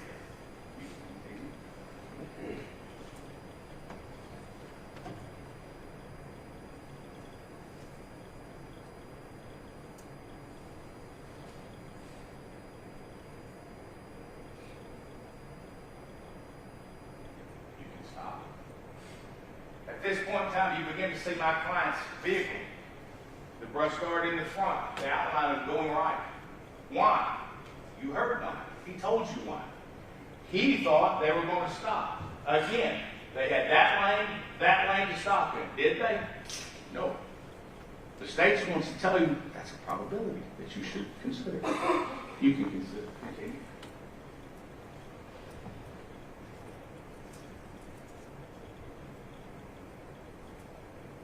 You can stop for a moment. At this time, based on the state's evidence they put in from the EDR, the event data recorder, he's going to the right. He's taking his foot off the gas. He's putting his foot on the brakes. Those things are happening. Let's watch the other part, shall we? You can continue. Stop.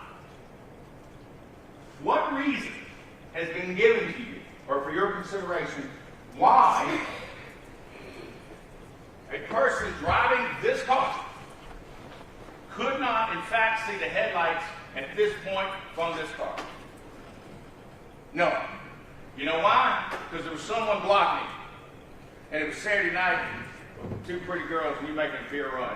You were distracted, you weren't paying attention. That's why, folks, this happened. Not because of this car. They had opportunity to stop there, and did not do it. You can continue.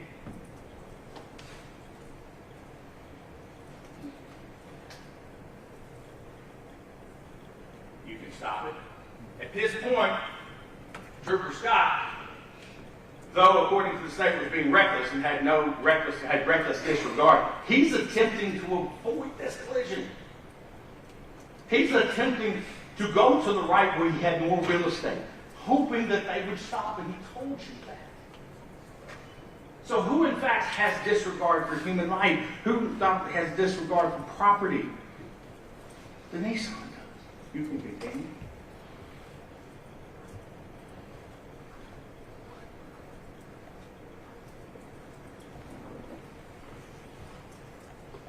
Stop. At this point in time, the trooper's car is completely in the right lane. We'll say 95% right lane. If the Nissan stops here, we don't have an accident. Now, the state's not going to tell you that. They don't want you to think about it. If we stop here, there's still not a collision. Because speed's not the issue. Speed's not the question. It's a two-car collision.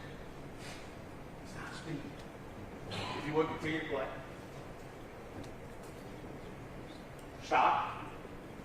Now, the Nissan is now into the second lane. His front end is in the second lane. Had an opportunity to stop. Had an opportunity to veer. Had an opportunity to speed up. All of us have probably driven to a point like, oh, I gotta get out in front of this guy. I'm gonna get hit. We've all made that decision. That wasn't made here.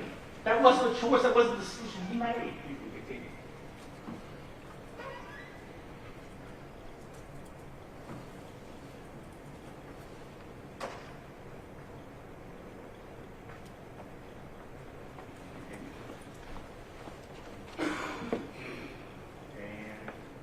Stop.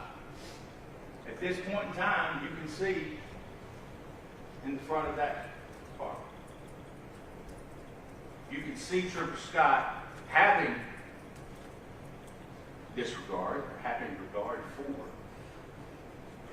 the passenger of the vehicle. He tries to go left. His training kicks in. He tries to go left. He tries to avoid it. And the state will have you believe that if he had just gone left, if he had just stayed straight, he had no clue with regards to the intersection but to drive through it. That's all. The duty that was not happening, the duty that was not obeyed, was the duty of the other driver. Thank you. Then we hear from Brown Blankenship, who was the sergeant who showed up on the scene. He too noticed alcohol on the scene. Yet another law enforcement officer. He said he wanted BAC from Dillon. We never got that. We got medical records. But he did escort my client, a trooper under his supervision, to the hospital. He did request a blood test to be drawn. And it happened. It was a consent. They didn't have to have a warrant. They didn't do any of those things. He consented. Next up, we had Joseph Clay Sims. Now, interesting enough, the state didn't bring Joseph Clay Sims. We did. Why? What does he say? He heard him throwing up. So it's not a creation of his memory. It's not creation for purposes of trial. He heard him throwing up. And he's the one who had to clean it up. And remember what he said, birthday cake vodka. Asked him, are you familiar with that smell? I was. Was there a lot of particulate in it? No. Now, if you believe the two young men, there should be cupcake in it. Maybe that's why that particular part of their testimony exists. There should be hamburger, chicken nuggets, french fries. They actually went to McDonald's. No. Liquid. Now, did he have a head injury? Sure did. Can that cause you to vomit? Sure can. Can drinking too much birthday cake vodka make you throw up? Sure can. And he testified to it. Then he heard from my client, A.J. Scott. He has dedicated his life service. Got out of high school, went to Marine Corps, served the country. Came out of the Marine Corps, went to Georgia State Patrol, served the state.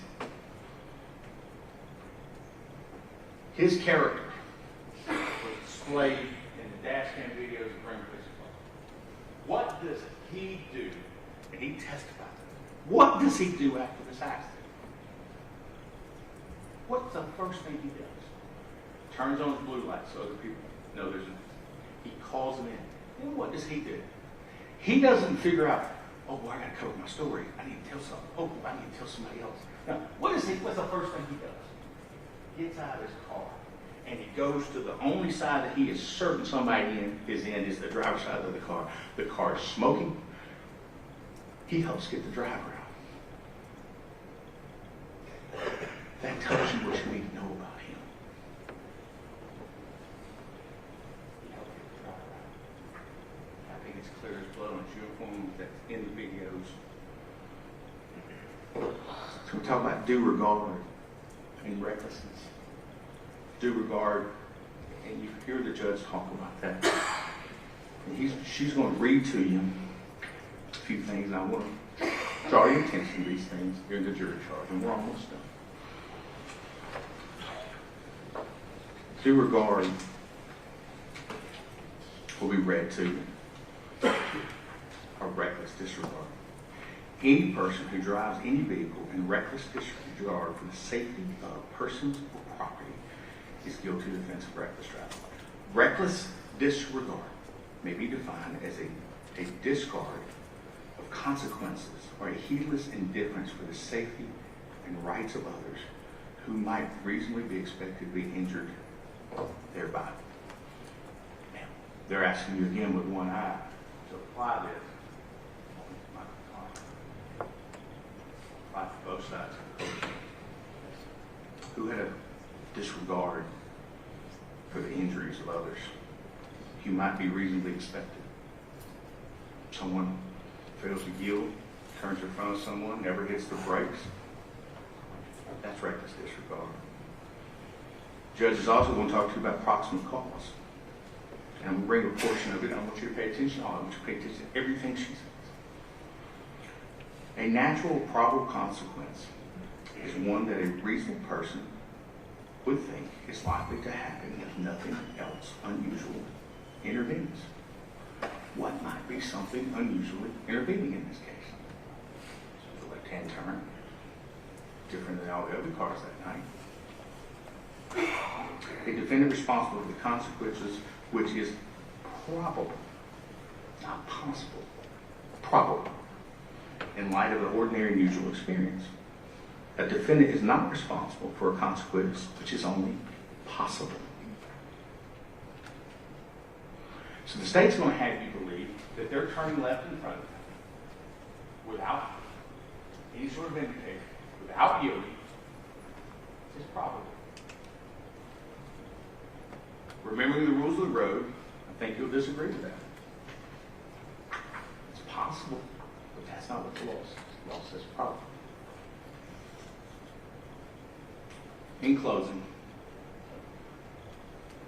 I want to direct your attention to a couple of things. This is a court of law. This is not a court of public opinion. This is not a court of emotion. This is a court of law. And the law directs what you should do. Now, you apply it. It's completely within the province of you as the jury to apply it. I trust that you will.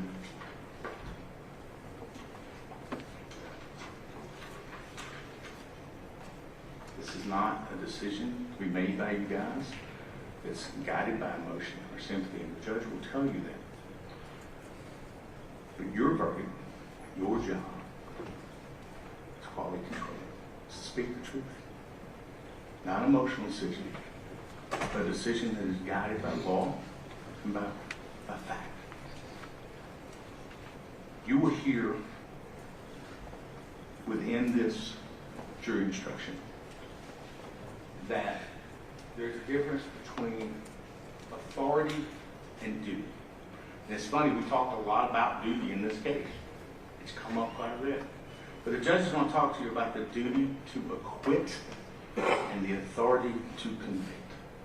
That'll be the words that are used.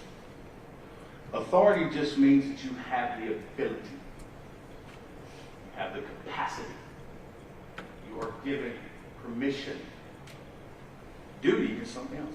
Duty is something that you're required to do. Your jury service is a duty. When you sign up for the military, you have a duty station. You have a duty to yield when turning left. These are duties. And they mean more when they're duties versus when they're authorities. So, if you think about it, it's going to tell you how the duty to acquit. If the state does not meet their burden on each and every element of every indictment, every count indictment, they've not met their duty. And the state, in their opening, mentioned about reasonable doubt. Reasonable doubt. That's what it says it is. I know we throw it around in this line of work. That's what it says it is, though. It's a doubt which a reasonable person can give a reason. Which a person can give a reason. And I think it's clear in this case that there is reasonable doubt from the beginning to the end. There's reasonable doubt, there are reasonable questions. And if you look at this evidence, and you look at the facts, and you look at it with both eyes open, I just decided I want you to see both eyes. And you get a full picture, and you get what the whole truth is. Ladies and gentlemen, you will understand in this case, my client is not guilty. The state has not met its burden. This was an accident. It was an accident. It was an accident. There's a two-car accident. Therefore, both drivers made the decision. Therefore, the weight, the consequence of this collision does not fall solely on him. The state of Georgia has made their decision. They've made their choice. They presented what they presented. They've written what they've written. They've indicted what they've indicted. But you have the opportunity. You have the ability, the authority, and the duty to make the determination that is the whole truth. And I trust that you do that. And I thank you again for your time, for your attention. I know this was not easy. Thank you for being kind. Thank you for paying attention throughout the trial. And I know sometimes it got very long, it got very tedious, so thank you for that. Thank you for listening, and I look forward to hearing from you when you render your verdict for not guilty. Thank you very much. Thank you, Ms. Waters, you may go ahead. Okay, yes, ma'am. We can, let's see, it's 11:18. Let's just come back here. It's actually 11:19. Let's do 11:19.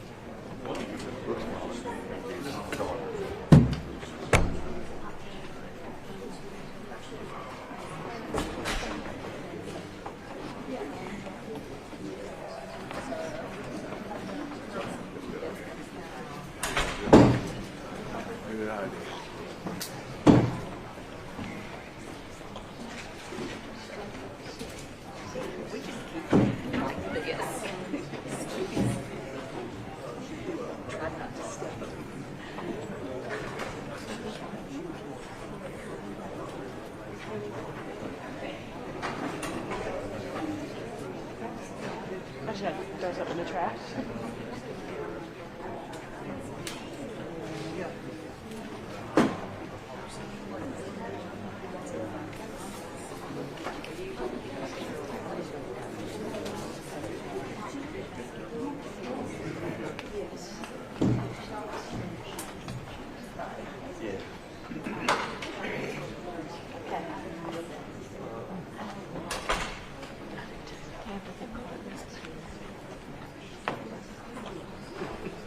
How's everybody doing?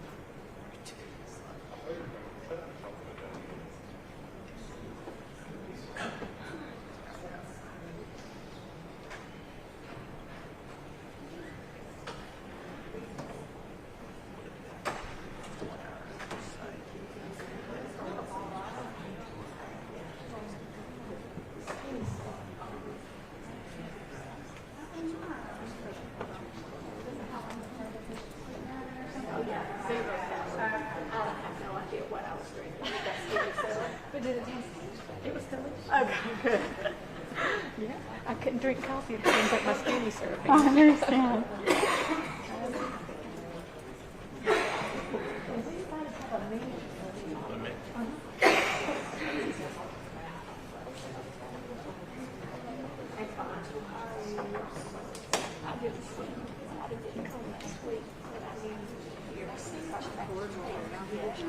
What else? It's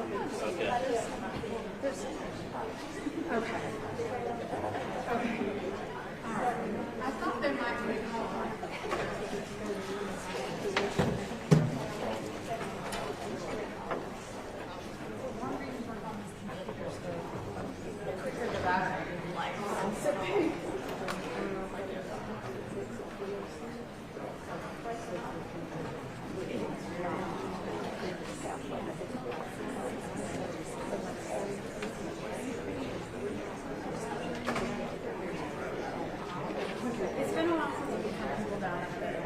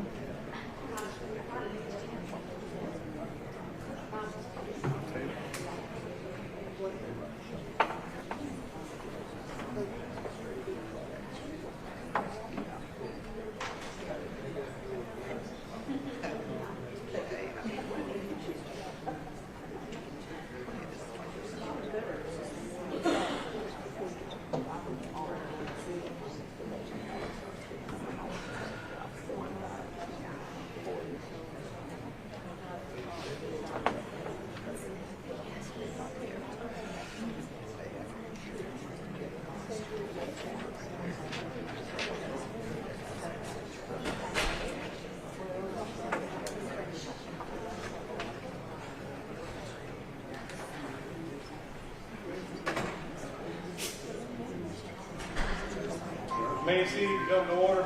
Agenda session.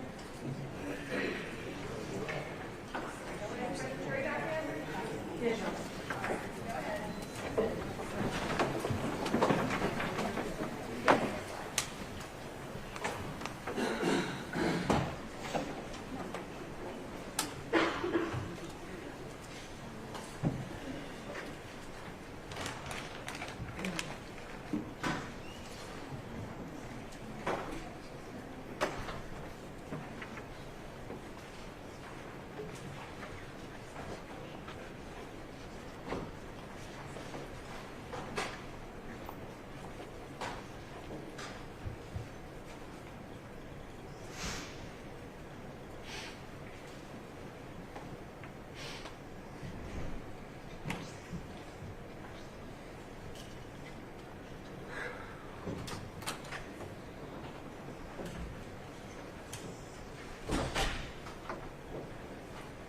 right, thank you. You can be seated.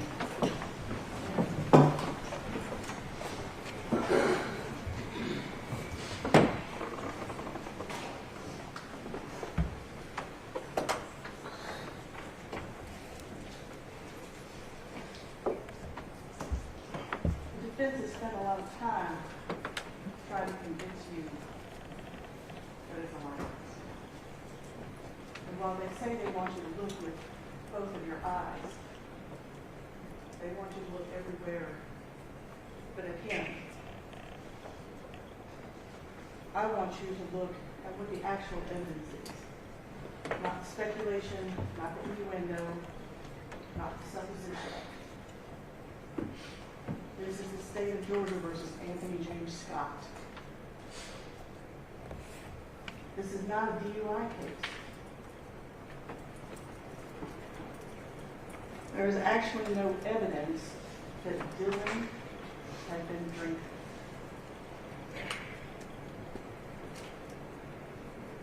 Sure, there's alcohol in the field. Should it be there? Of course not. They're underage. They should drink. We were all young ones. We know what teenagers do. But the defense says there's alcohol in TJ's house. Oh wait, there's alcohol that we bought at the Kangaroo.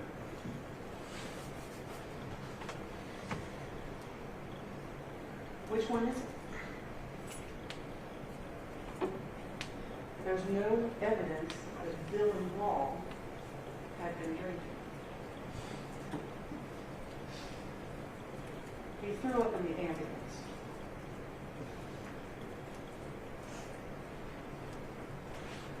Birthday cake vodka.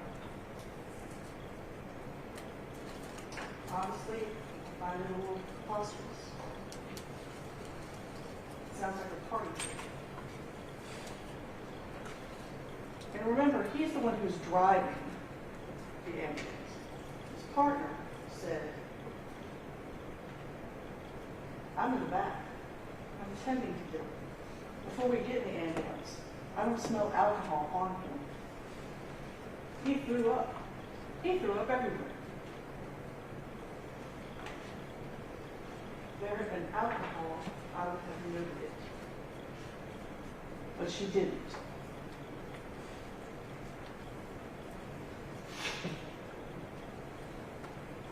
The defense wants to say that we contrived this birthday, this cupcakes. All right, there's cupcakes. There's no reason to be cupcakes. Why is there cupcakes? Dylan said, I didn't actually eat any cupcakes. I didn't eat anything. I didn't drink anything. We actually weren't there very long. The defense says there's this big party going on. There's no evidence of any of that. These 5 kids go to TJ's house just to hang out. There's no evidence of some big throwdown. And if he had bought the beer at the Kangaroo, who's had time here?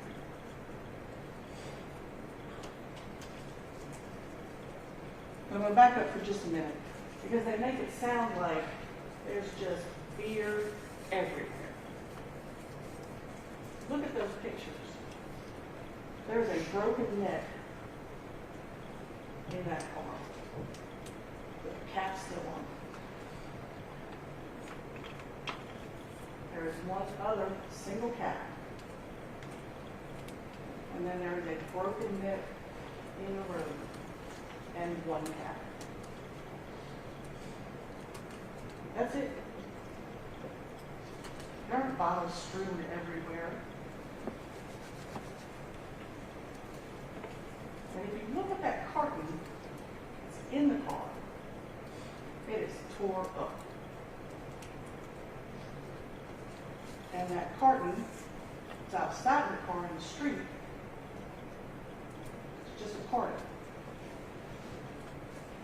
So I need y'all to keep this in perspective.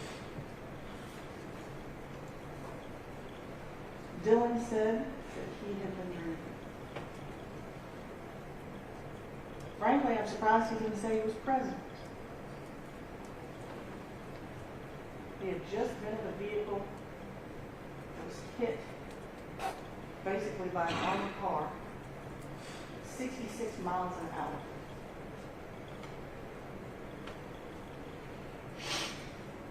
It's hard to count that as reliable.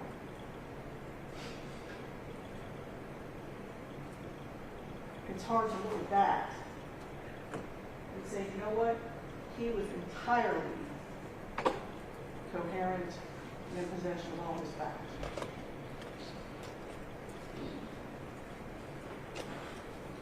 This is not a DUI case. Now, there's been a lot of talk about we didn't send blood to the GBI. You want to know why? Because there's no probable cause.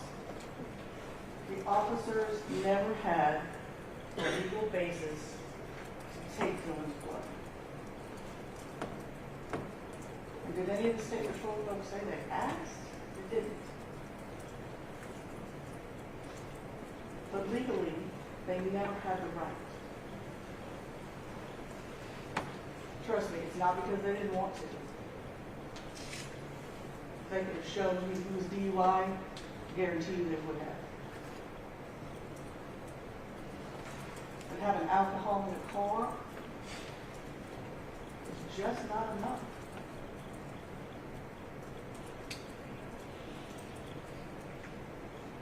They even sent a DUI task force officer, not just some guy, an officer that is specially trained in DUI detection to go to the hospital. And did he come out with probable cause? No, he didn't.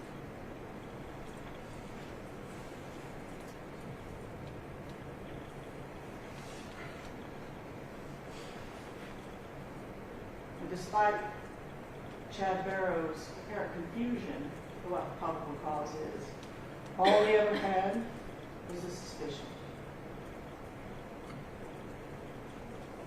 Alcohol in the car, there's an accident involved.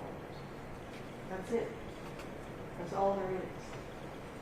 And that does not a DUI make.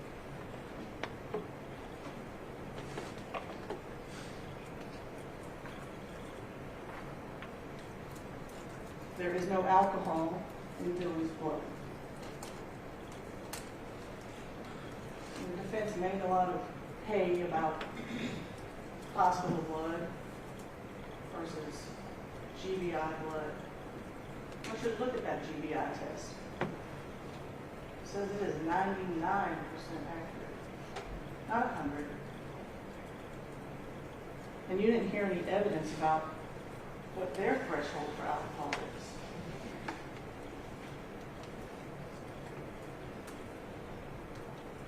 But I promise you, if the hospital is looking for alcohol, they're going to find it. They need to.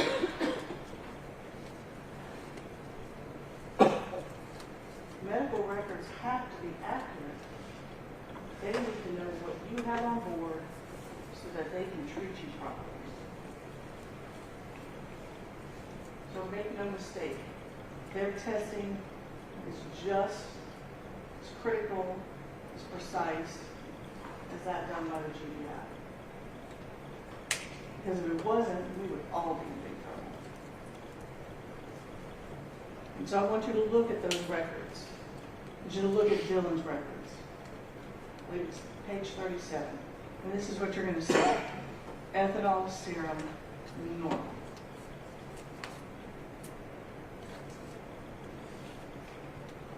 Value less than 10. In DUI terms, that is at most,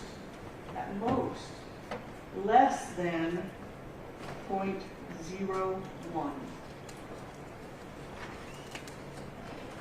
Or in fact, nothing.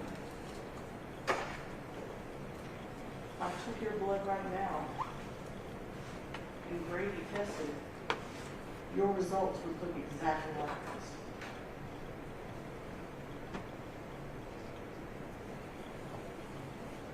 Contrary to what the defense will have you believe, this is a case about speed.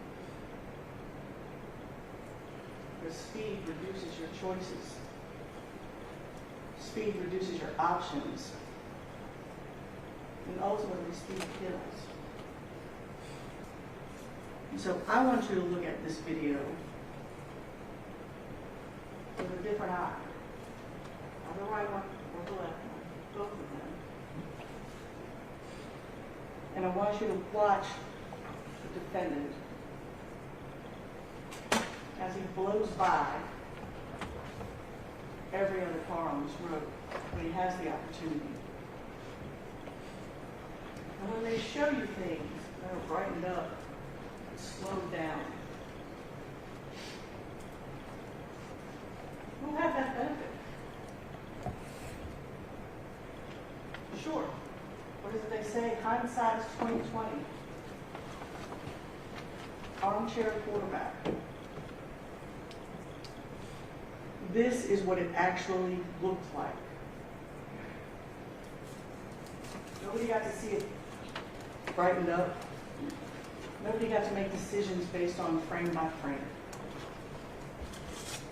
This is what it actually looked like.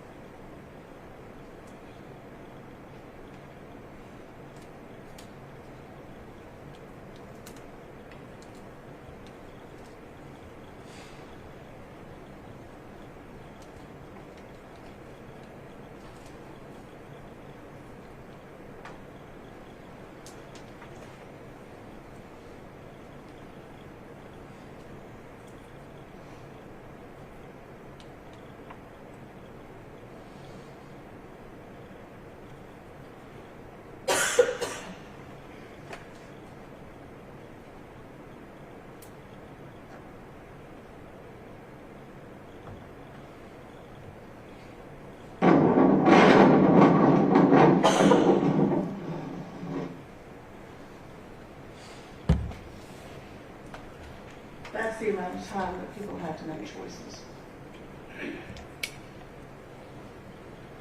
So, let's talk about the EDR. 5 seconds prior to impact, the defendant was doing 90 miles an hour. 90. 2 seconds prior to impact, he is doing 83. And an impact, 66.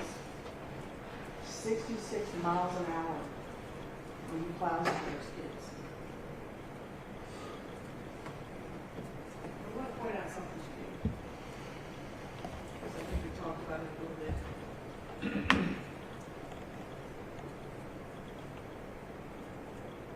You'll notice the speed right here drops a little bit, right? It's coming down. He starts coming up the hill. And what does he do? He hits the gas.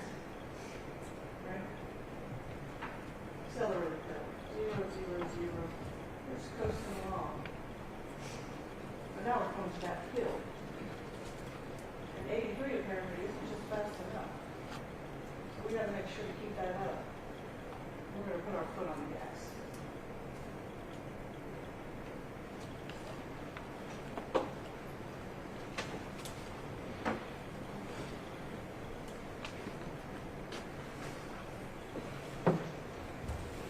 Now here's where we get to the crux of the matter, right?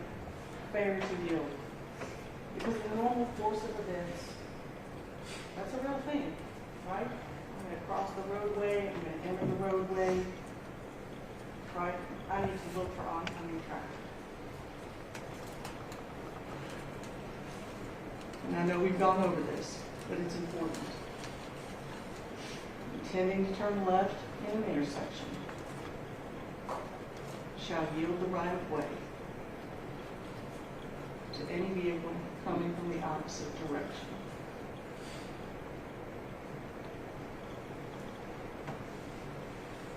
Which is within the intersection, or so close as to constitute an immediate hazard. Now, from the defendant's telling, Dylan's sitting at the top of the hill, and he can look straight down into everything and see everything. But we know that's not true. Dylan is driving down the road. He needs to turn left. As far as he knows, there's nobody around. He doesn't see anyone. And he starts to make that turn. And by the way, just because he asked them, do you see anything? That's not an assumption that he can't see it. He's made that turn before. It's dark. It's raining. And he's like, hey, do you see anything? He's supposed to check. And he starts to make that turn. And as he starts to make that turn, his focus is not here now. His focus is there. He's come to make that turn. And now he's here. And he doesn't stop because he has no time. The faster the defendant goes, the less time everything.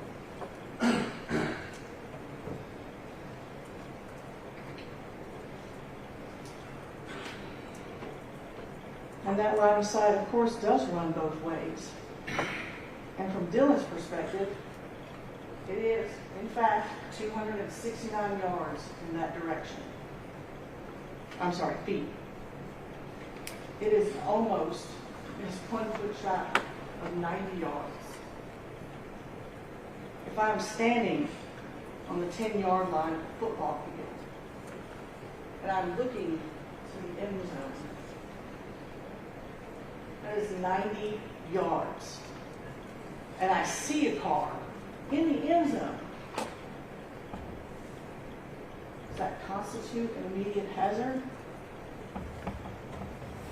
Not if that car's driving 55. Dylan doesn't know. The car is almost a football field away. The defendant is coming up that hill. He is driving 121 feet per second. Dylan has that much time.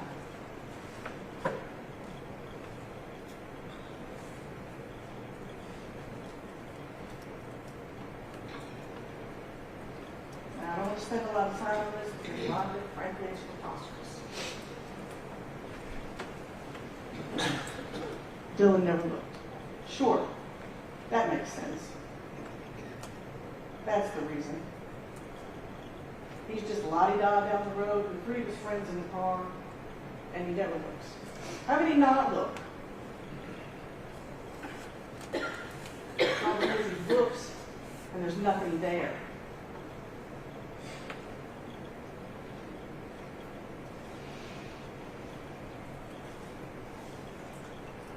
The alleged airbag mark. And I want y'all to go back and I Because again, this is, please look everywhere else, but right there. In order for that airbag to make that mark, Kylie would have been sitting in Dylan's lap. Straight on, looking at the steering wheel. Who does that? How does she fit there? Why would anybody think that's a good idea? There are 4 people in a 4-person car. The idea that she is driving in Dylan's lap, or that Dylan is driving around her, is honestly offensive.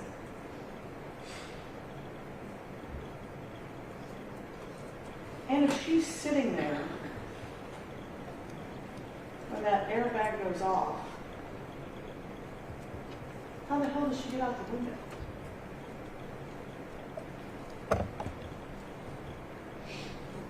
Driver's window is intact.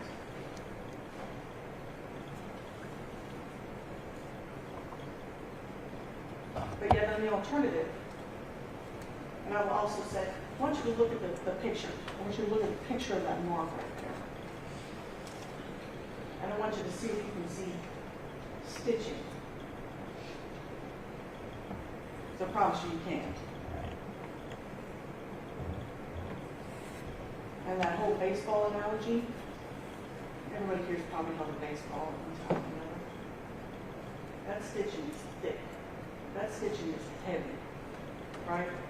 It's got to keep the cover on that ball when somebody knocks it out of the park. The stitching on that airbag, it's like the stitching on my jacket. And when he asked Dr. Darisol about it, she said, sure, I have seen airbags injure people before. I think marks with bruises. I had never seen anything like that before. Thousands of dollars.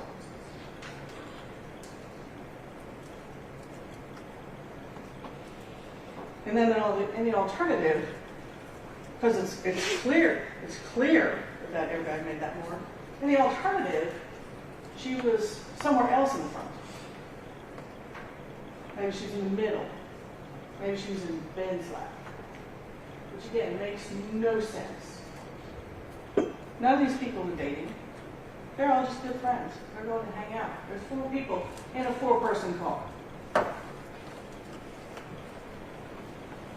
There's no reason for her to be there. Ben's having an argument with his girlfriend.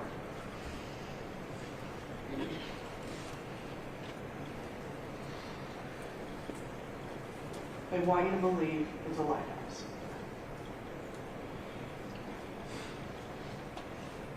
And this was just disingenuous. The medical examiner was very specific.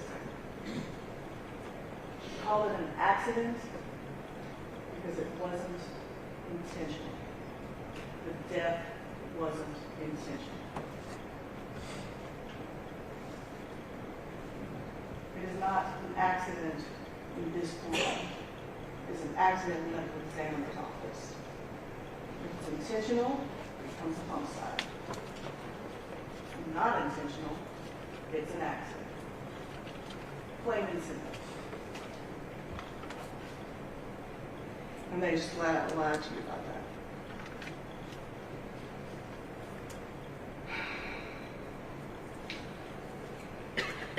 So let's talk about the defendant. They've discussed with you his background. He's a good guy. He did, he got out. He got Dylan out of the car. So that tells you about his character. And I don't mean to offend, but honestly, that's what any human being should do. He doesn't get a pat on the back for that. That's what any other human being should do. So what does he say at the scene? I went right when I should have went damn left. 100%. That's absolutely true. But he goes right anyway. Because that's his natural reaction. And that's fine. Greater the speed, fewer the choices.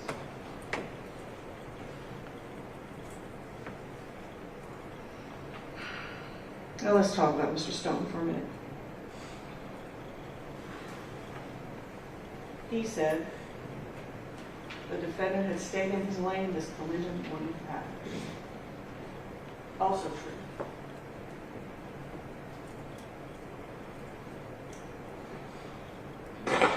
There's been obviously some insinuation that the state wasn't satisfied with Mr. Stone did. And to some extent that's true.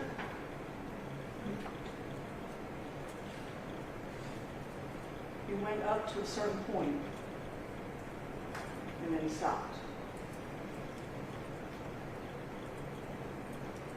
He went just so far as to say, you know, could have been this, could have been that. You know, that was the end of it.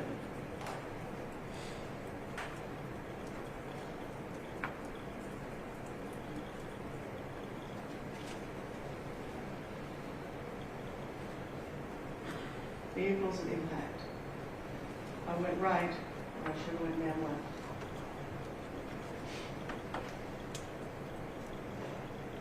This is their diagram. And that Nissan is almost across the road.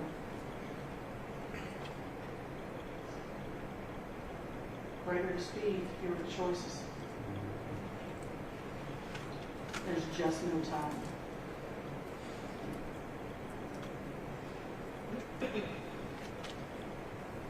You've watched the video. Watch it again if you want to. He is almost in that gore.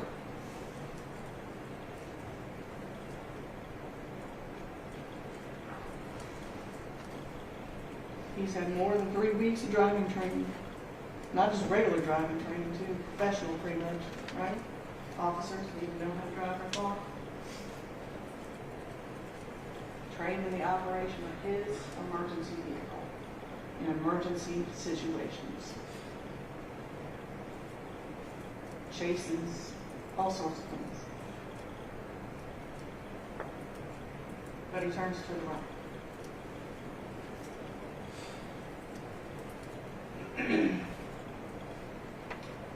So Mr. Partenheimer,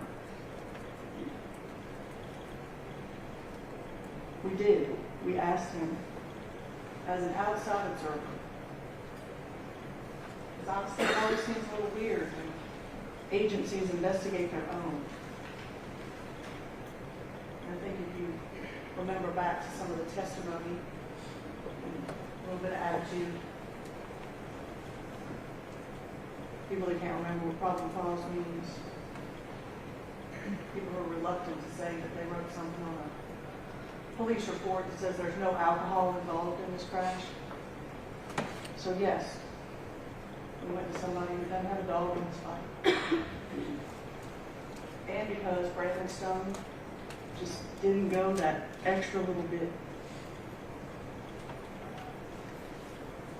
Because he showed you the map, and then Will said, you know, that's great, but that's speed to stop,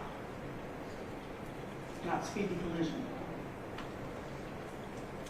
So that's why we asked Will to take a look at it. And yes, he used some of the same measurements that Brandon used. There were many things that he did that were entirely accurate. But he went that one step further.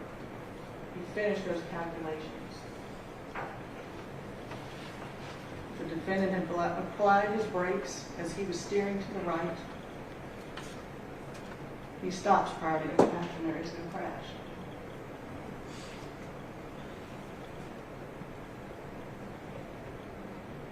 defendant had been going to posted speed limit.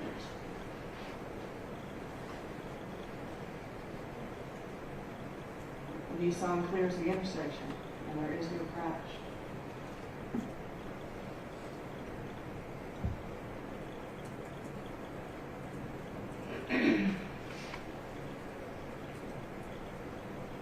I went ahead and nothing. Obviously, that's the saddest part of all.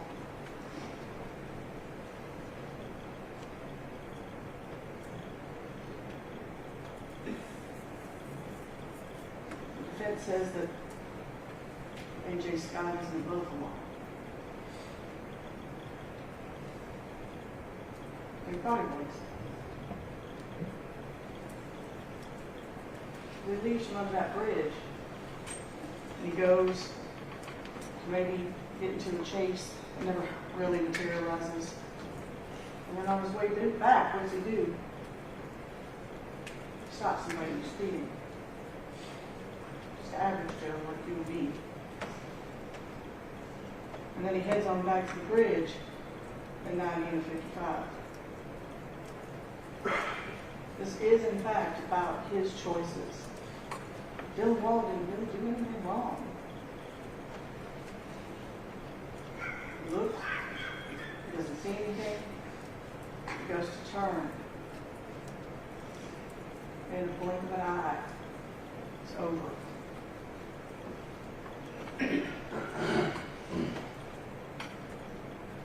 Drive real hard, y'all.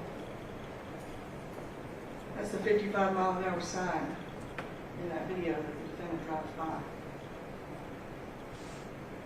That's what it looks like at 90 miles an hour.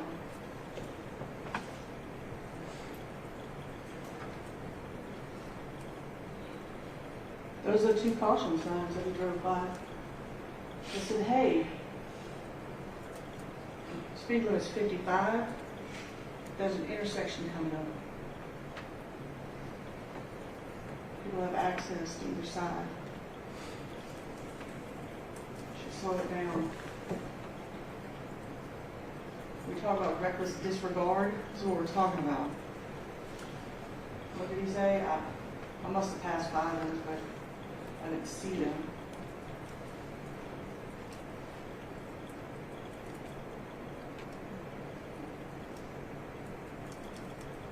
Clear as day.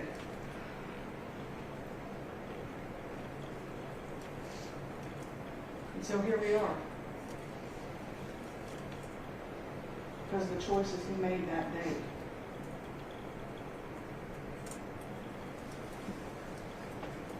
The choices that changed people's lives.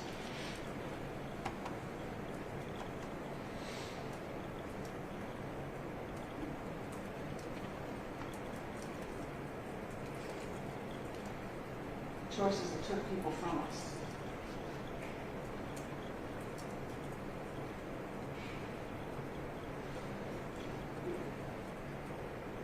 He was speeding. He was reckless. He was responsible. Found guilty.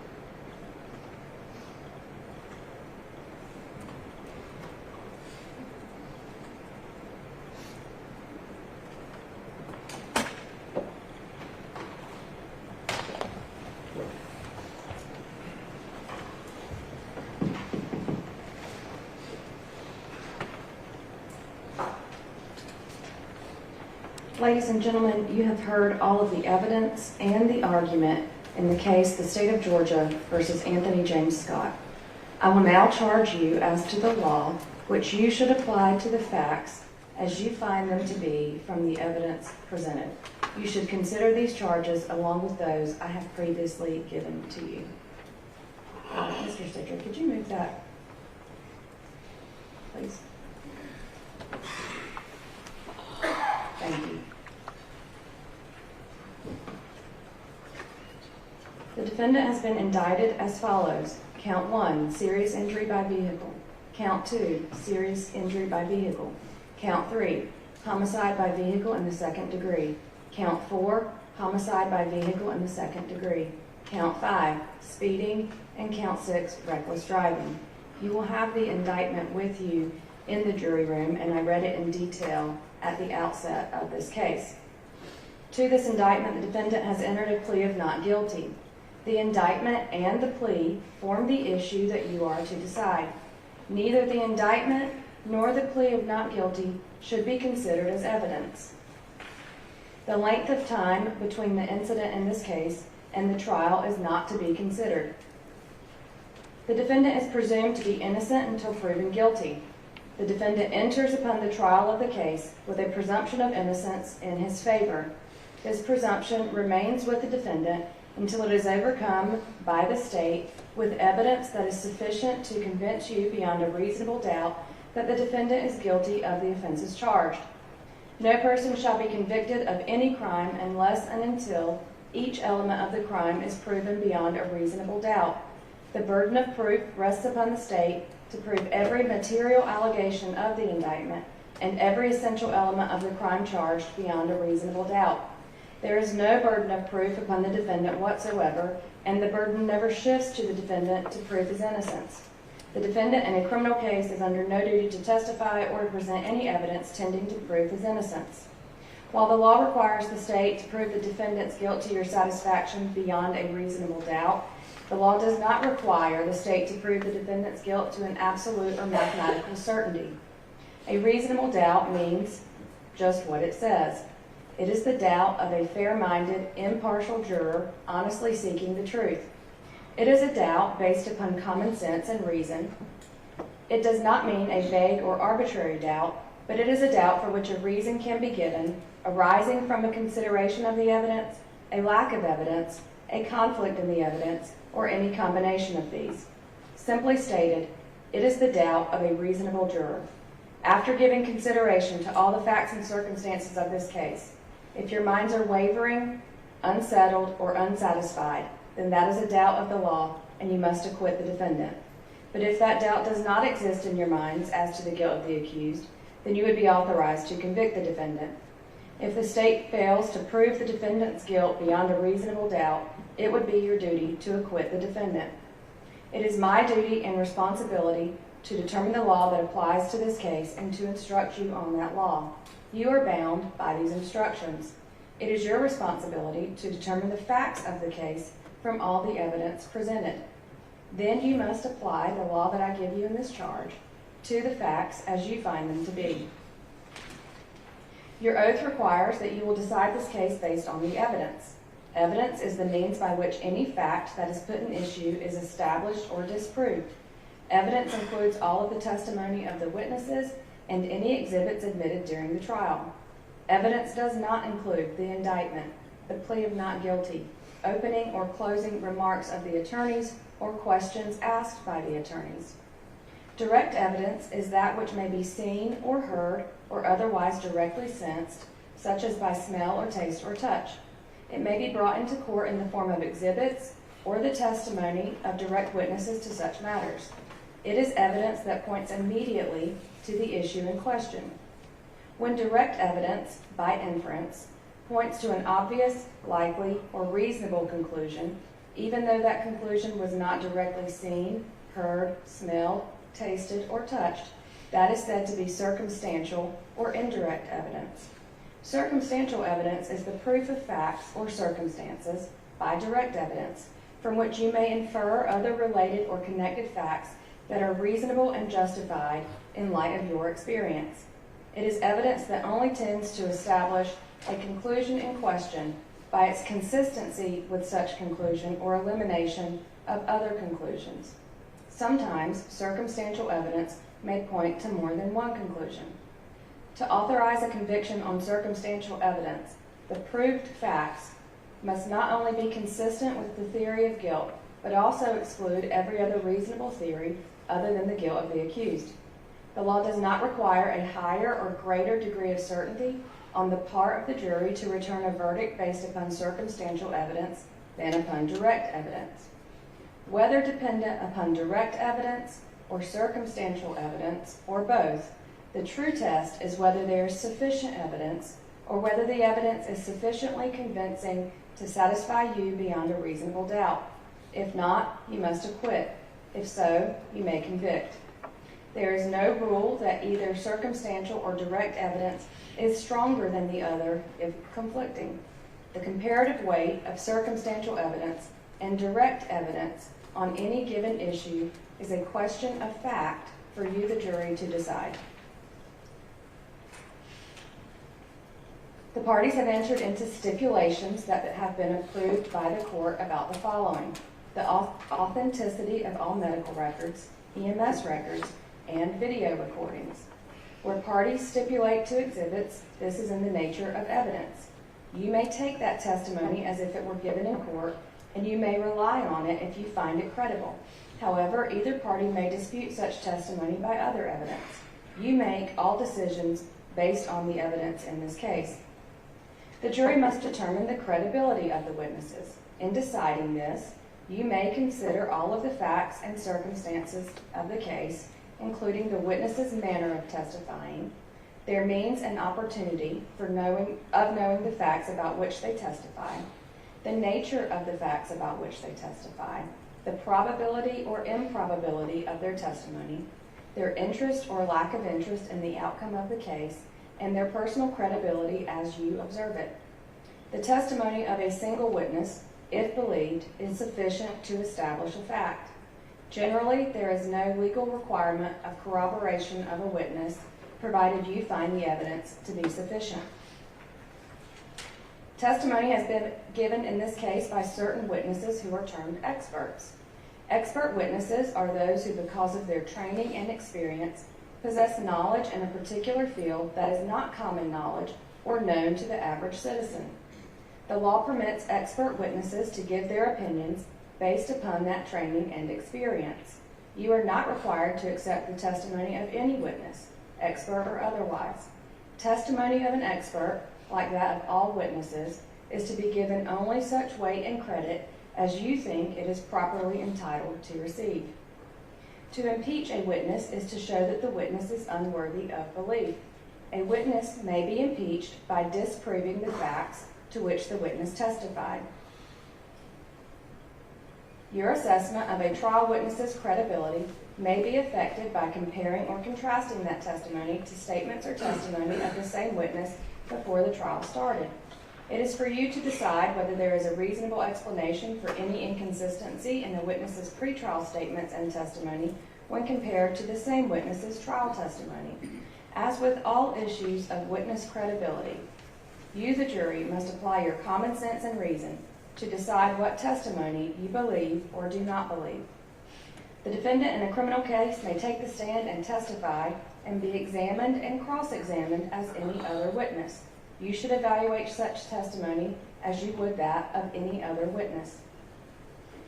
This defendant is charged with crimes against the laws of this state. A crime is a violation of a statute of this state in which there is a joint operation of an act and intention. Intent is an essential element of any crime and must be proved by the state beyond a reasonable doubt. Intent may be shown in many ways, provided you, the jury, believe that it existed from the proven facts before you. It may be inferred from the proven circumstances or by acts and conduct, or it may be, in your discretion, inferred when it is the natural and necessary consequence of the act. Whether or not you draw such an inference is a matter solely within your discretion. Reckless driving charges are strict liability offenses, meaning that they can be committed without a culpable mental state. The intent at issue is simply the intent to commit the act that the statute prohibits, i.e., driving in a specific way, and not the intent to commit the crime itself. In the context of reckless driving, the state will have met its burden of proof as to the defendant's criminal intent if you find beyond a reasonable doubt that the defendant intentionally drove his vehicle while a set of surrounding circumstances rendered the matter in which he drove reckless as defined in this charge. The state is not required to prove that the defendant intended to drive recklessly, or even that he knew he was doing so. This defendant will not be presumed to have acted with criminal intent, but you may find such intention or the absence of it upon a consideration of words, conduct, demeanor, motive, and other circumstances connected with the act for which the accused is being prosecuted. Every person is presumed to be of sound mind and discretion, but this presumption may be rebutted. You may infer, if you wish to do so, that the acts of a person of sound mind and discretion are the product of that person's will, and a person of sound mind and discretion intends the natural and probable consequences of those acts. Whether or not you make such inference or inferences is a matter solely within the discretion of the jury. To find the defendant guilty of serious injury by vehicle and/or homicide by vehicle in the second degree, the state must prove that the defendant's criminal conduct was the proximate cause of the injury and/or death. To prove proximate cause, the evidence must show the criminal conduct played a substantial part in bringing about or actually causing the death causing the injury and/or death. The evidence must also show that the injury and/or death happened in a way that was reasonably foreseeable. For the injury and/or death to be reasonably foreseeable, it must have happened as a direct result of the defendant's criminal conduct or as a natural or probable consequence of his criminal conduct. A natural or probable consequence is one that a reasonable person would think is likely to happen if nothing unusual intervenes. A defendant is responsible for a consequence which is probable in light of ordinary and usual experience. A defendant is not responsible for a consequence which is only possible in light of occasional experience. In deciding whether a consequence is natural or probable, you should consider all of the facts and circumstances of the case in the light of ordinary, usual experience. The law provides that criminal actions shall be tried in the county in which the crime was committed. Venue, that is, the crime was committed in Carroll County, Georgia, is a jurisdictional fact that must be proved by the state beyond a reasonable doubt as to each crime charged in the indictment, just as any element of the offenses. Venue must be proved by direct or circumstantial evidence, or both. Identity is a question of fact for you to determine. Your determination of identity is dependent upon the credibility of the witness or witnesses offered for this purpose. You should consider all of the factors previously charged you regarding credibility of witnesses. Some, but not all, of the factors you may consider in assessing reliability of identification are the opportunity of the witness to view the alleged perpetrator at the time of the alleged incident, the witness's degree of attention toward the alleged perpetrator at the time of the alleged incident, the possibility of mistaken identity, whether the witness's identification may have been influenced by factors other than the view that the witness claimed to have, whether the witness on any prior occasion did not identify the defendant, in this case as the alleged perpetrator, and the length of time between the crime and the out-of-court identification. Any person who, without malice aforethought, causes an accident that results in bodily harm while violating the Official Code of Georgia annotated Section 40-6-390, reckless driving, as defined in this charge, commits the crime of serious injury by vehicle. Bodily harm means an injury to another person which seriously disfigures his body or a member thereof, or causes organic brain damage which renders his body or a member thereof useless. There is no requirement that the body or member of the body be permanently rendered useless. Any person who drives any vehicle in reckless disregard for the safety of persons or property is guilty of the offense of reckless driving. Reckless disregard may be defined as a disregard of consequences or a heedless indifference for the safety and rights of others who might reasonably be expected to be injured thereby.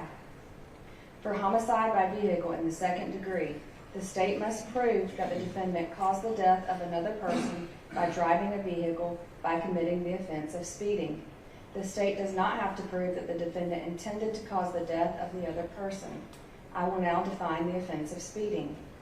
No person shall drive a vehicle at a speed greater than is reasonable and careful under the conditions and having regard for actual and potential hazards.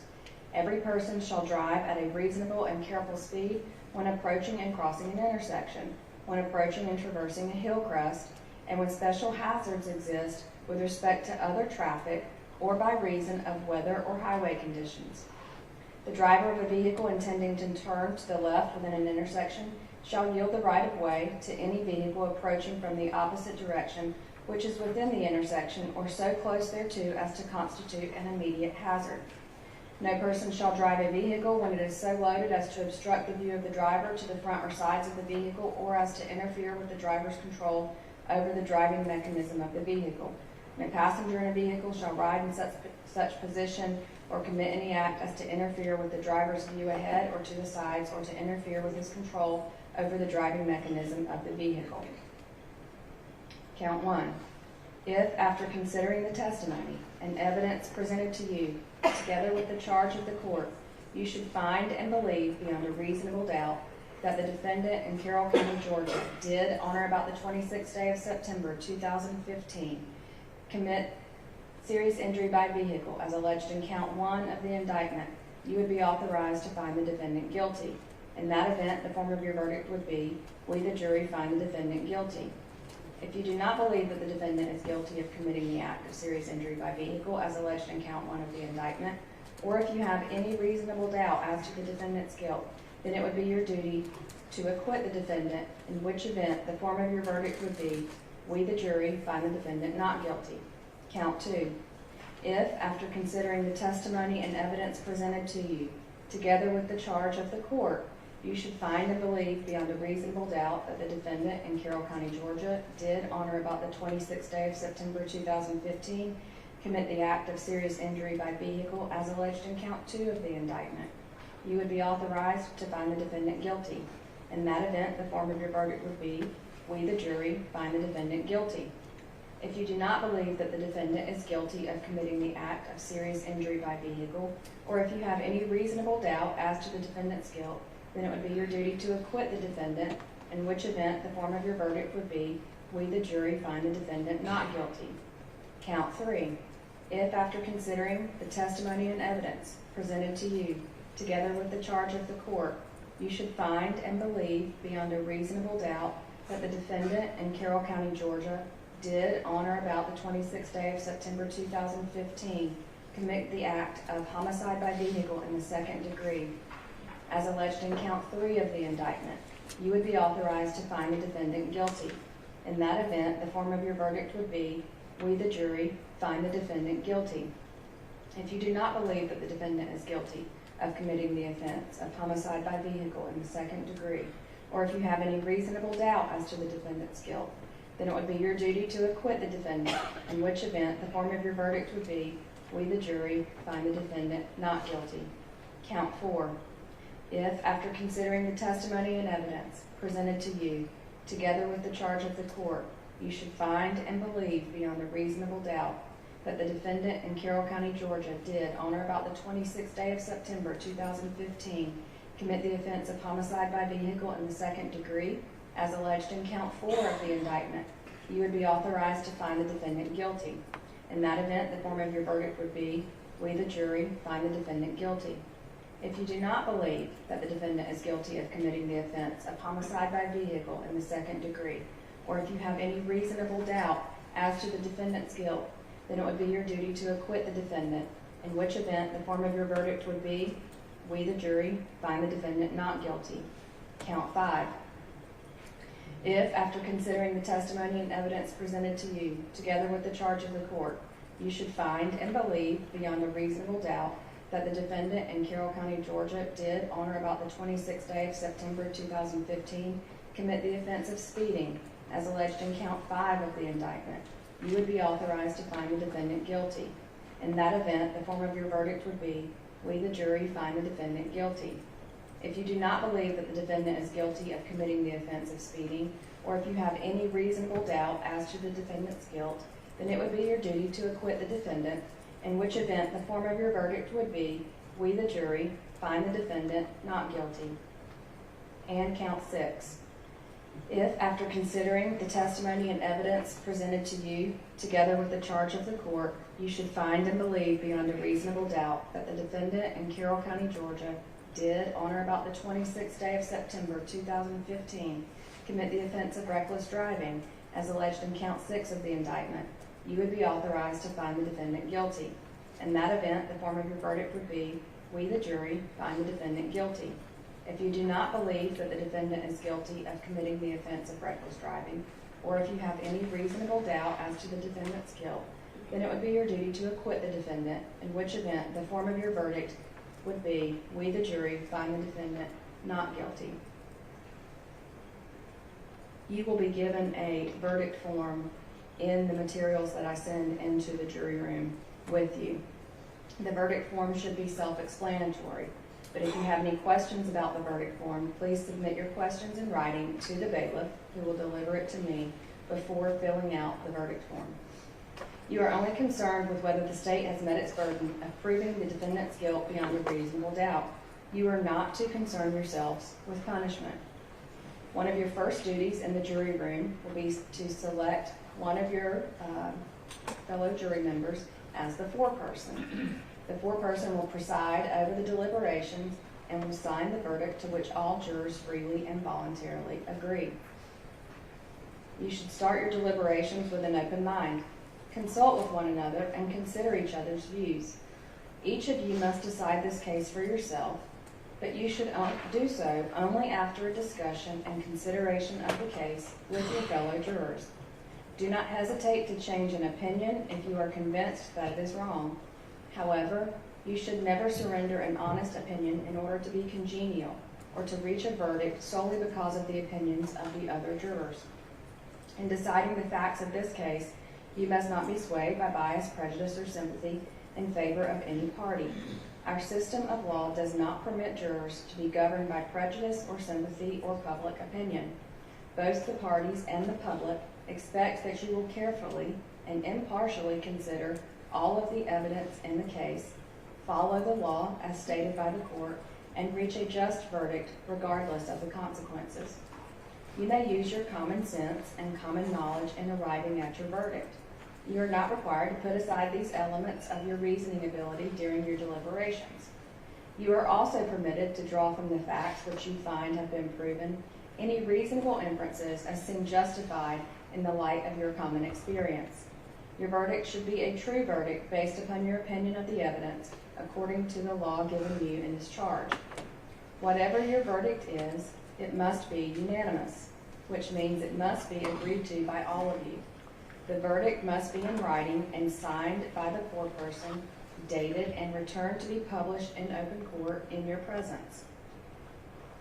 By no ruling or comment or gesture or facial expression that the court has made during the progress of the trial has the court intended to express any opinion upon the facts of this case, upon the credibility of the witnesses, upon the evidence, or upon the guilt or innocence of the defendant. The court's interest in this matter is that the case be fairly presented according to law, and that you, as honest, conscientious, impartial jurors, consider the case as the court has instructed you, and return a verdict that speaks the truth as you find the truth of the case to be.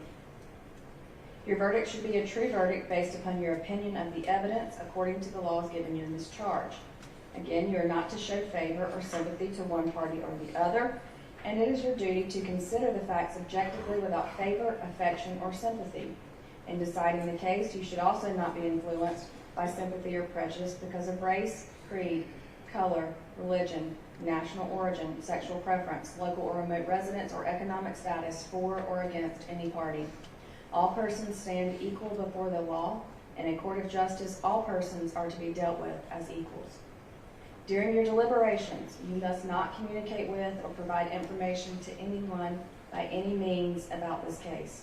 You may not use any electronic devices or media to communicate to anyone any information about this case or to conduct any research about this case until I accept your verdict. This will apply to the deliberating jurors and also the two of you that will be the alternate jurors. I will explain that to you right now. The last jurors in a case, which would be jurors number, Ms. Lauren Graham and Artis Fournier, those are the last two jurors selected, and they will be designated as our alternate jurors. Alternate jurors are selected and impaneled to fill any vacancy created on the jury panel during the trial and deliberations, which may occur if the court finds it necessary to excuse a juror for some legal cause, including injury, death, or some other reason. The purpose of that is to make sure that there would be enough jurors to deliberate the case. In the absence of a sitting juror being excused so as to create a vacancy, the alternate jurors will not participate in the jury deliberations because the jury of 12 is complete. I will ask that the bailiff seat our alternate jurors away from the other jurors during the deliberations, unless and until one of the jurors is excused from service during the deliberations. Again, our alternate jurors, alternate number 1, Ms. Lauren Graham, and alternate number 2, Ms. Artis Fournier. In just a few moments, the alternates will go with the bailiff and the remaining jurors will go to the jury room. Please do not start your deliberations until you receive you're going to receive this folder from me and the evidence in this case. This folder has instructions on the outside. It will include the indictment. Please do not write on that. The verdict form. Again, if you have questions about that, then ask before you start writing on it. But the verdict form is there for you. The foreperson will fill it out and sign as I have given instructions, and then it will be returned in court to be published in your presence. The evidence will also come back. Please note that there, as I stated at the outset, there are certain pieces of evidence governed by Georgia law that cannot come back with you. If there's any piece of evidence that you would want to see that does not come back with you, you can send a note to me and we can bring you back in the courtroom to view that evidence. Please note that any video that you would like to view has to be viewed in the courtroom, and we don't have any way for you to view it in the jury deliberation room. So those videos will stay in the courtroom, but please feel free to ask us to see any piece of evidence that does not come back with you. We will accommodate that request. Do not write on any of the evidence. Those are original pieces of evidence that will be kept with the court file. I tell you that because I've had a jury write on my evidence before. Not my evidence, but the evidence in the case. And so I just want to make sure that you understand those aren't copies, those are the original pieces of evidence. So please do not write on that. I will also give you a copy of the jury charge. So all of those instructions that I read to you, you will have that as well. There are headings on that for your convenience, so if you needed to turn to a particular section. But please note, if you need any thing answered about the charge or anything that you want the court to reread to you, you can feel free to ask. So just because you have it back there doesn't mean you can't ask the court to reread it to you. All right, a few more housekeeping things. You can only deliberate while all 12 of you are in the jury room. So if someone needs to go to the restroom, you have to stop your deliberations. You can't keep going in the absence, even for just a few seconds, even for a few minutes. You can talk about anything you want to, but you can't talk about this case unless all 12 jurors are in the room deliberating. And let's see. Once I send back this folder and all the evidence, then you may begin your deliberations. This process usually takes us about 10 minutes to get all of this back to you. It is 12:36. I'm not going to put y'all on the spot here. Once I release you to go into deliberations, if you would like to take a lunch break, y'all talk about it, tell the bailiff, she'll let me know. If you want to go straight into deliberations, you may. But if you want to take a lunch break and come back, you can do that also because of where we are in the case. But I'm going to leave that up to y'all and let the bailiff tell me. All right. Anything else from either party, instruction-wise, that I've left out? No, Your Honor. No, Your Honor. No challenge to the charge. All right.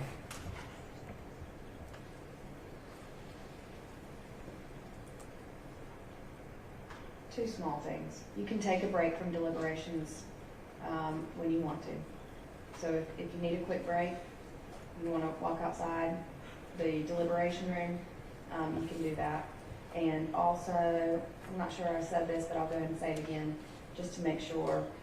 If you have any questions while you're deliberating, put those in writing. And please note that those questions will be given to me. They will be filed as a court's exhibit, and I'll have to read them in the case. But if you have the questions that you want to ask the court, please feel free to send a note, give it to the bailiff, and the bailiff will give it to me, and we'll address it as the law requires. All right, so Ms. Duncan's going to let me know if y'all want a lunch break, and then you may go ahead and, let me see, Ms. Fournier and Ms. Graham. Ms. Graham. If you will just hang back for just a second, the deliberating jurors can go in the jury room, and then the, who's going to take my alternate? Mr. Pope? All right. So Mr. Pope will take the alternating jurors. All right, thank you very much. Maybe.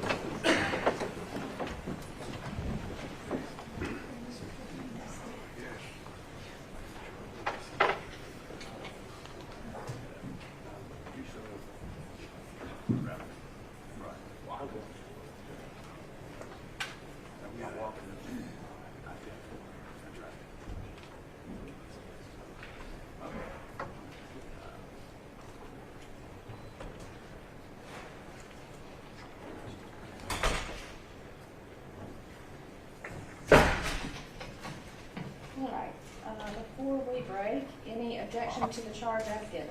No objection to the charge mistake. Your Honor, Yes, sir. one thing I do too, I just like to get on the record what's going back with the jury. So We're going to do that. Oh, very good. Yes, I do that. We go over it and make sure that there's a list on the record. I've marked some that I believe would be kept out, but we'll go over that. And let's see, that's what I'm getting ready to do right now. So,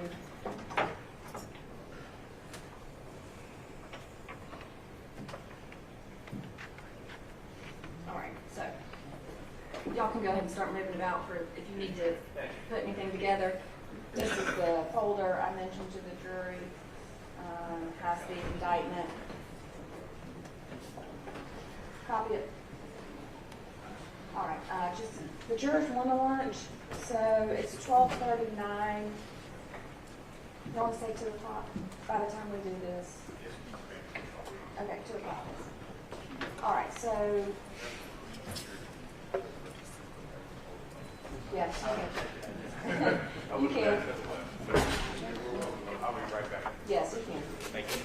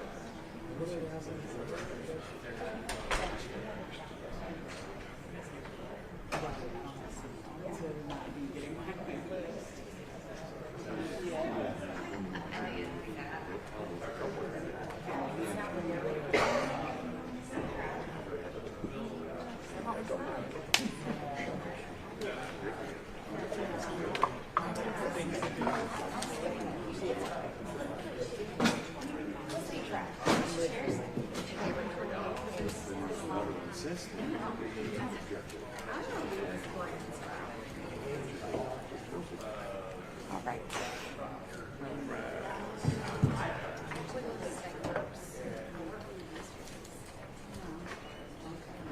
Getting out and walking around sounds good. So I just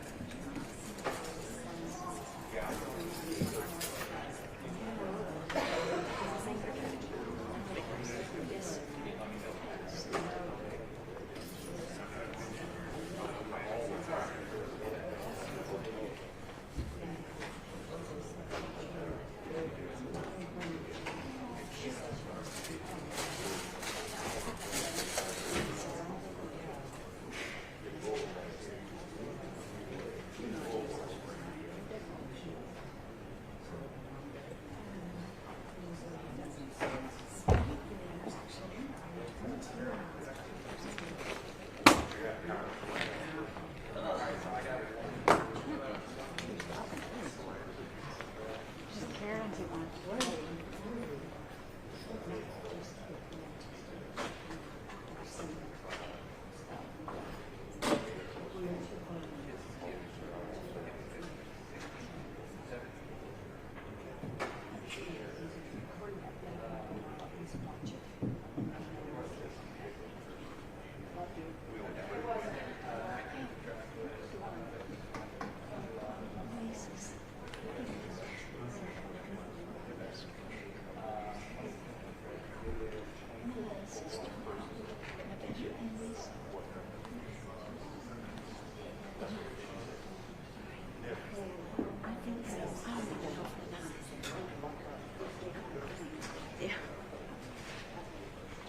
Now, who's the?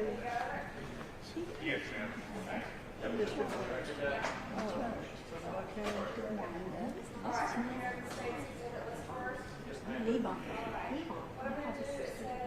Well,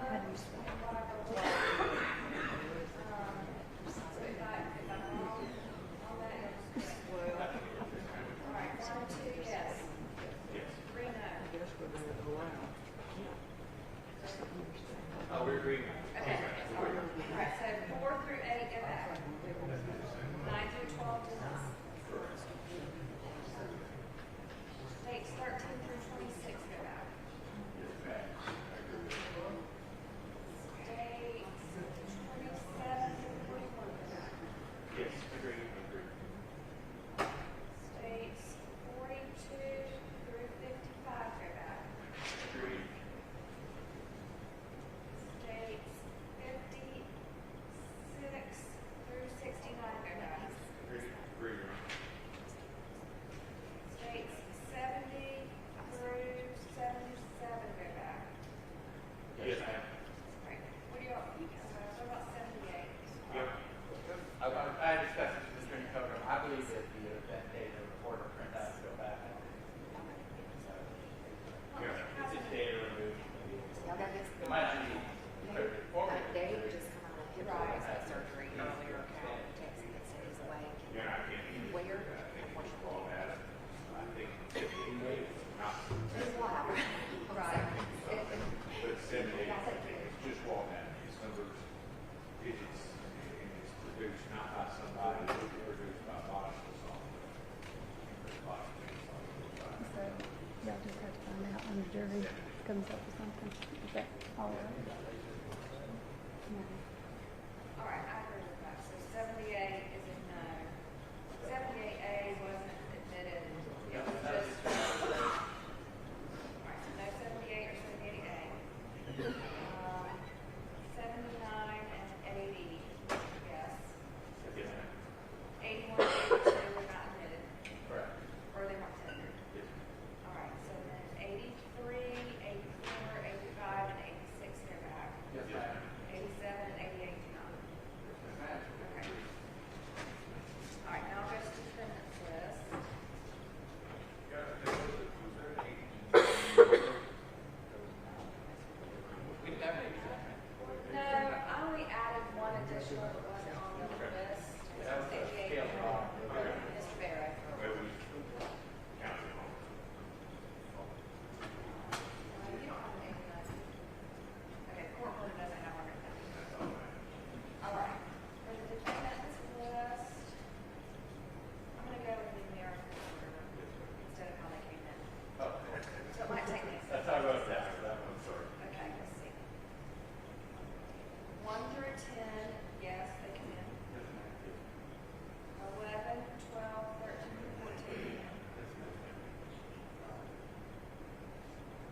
15 is Mr. Barrett's diagram, it does not come in.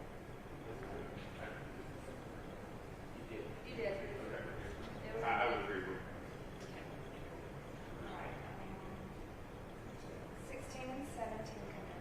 Agreed. Yes, ma'am. There is no 18. That was intended. 19 does not come in. Yes, ma'am. There is no 20. 21 comes in. 22 and 23 do not. That's correct. 24, 25, and 26.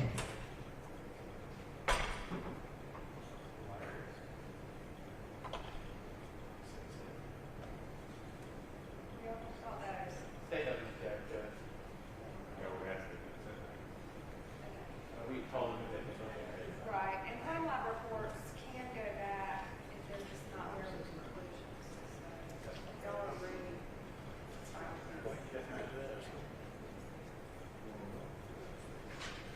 All right, so 24, 25, and 26 will go back. All right, any other? I'm running up to QT anything just else? there. Yeah, I'm sure you will. Do it. Cautious, just if you can see what's going to come back. Yes.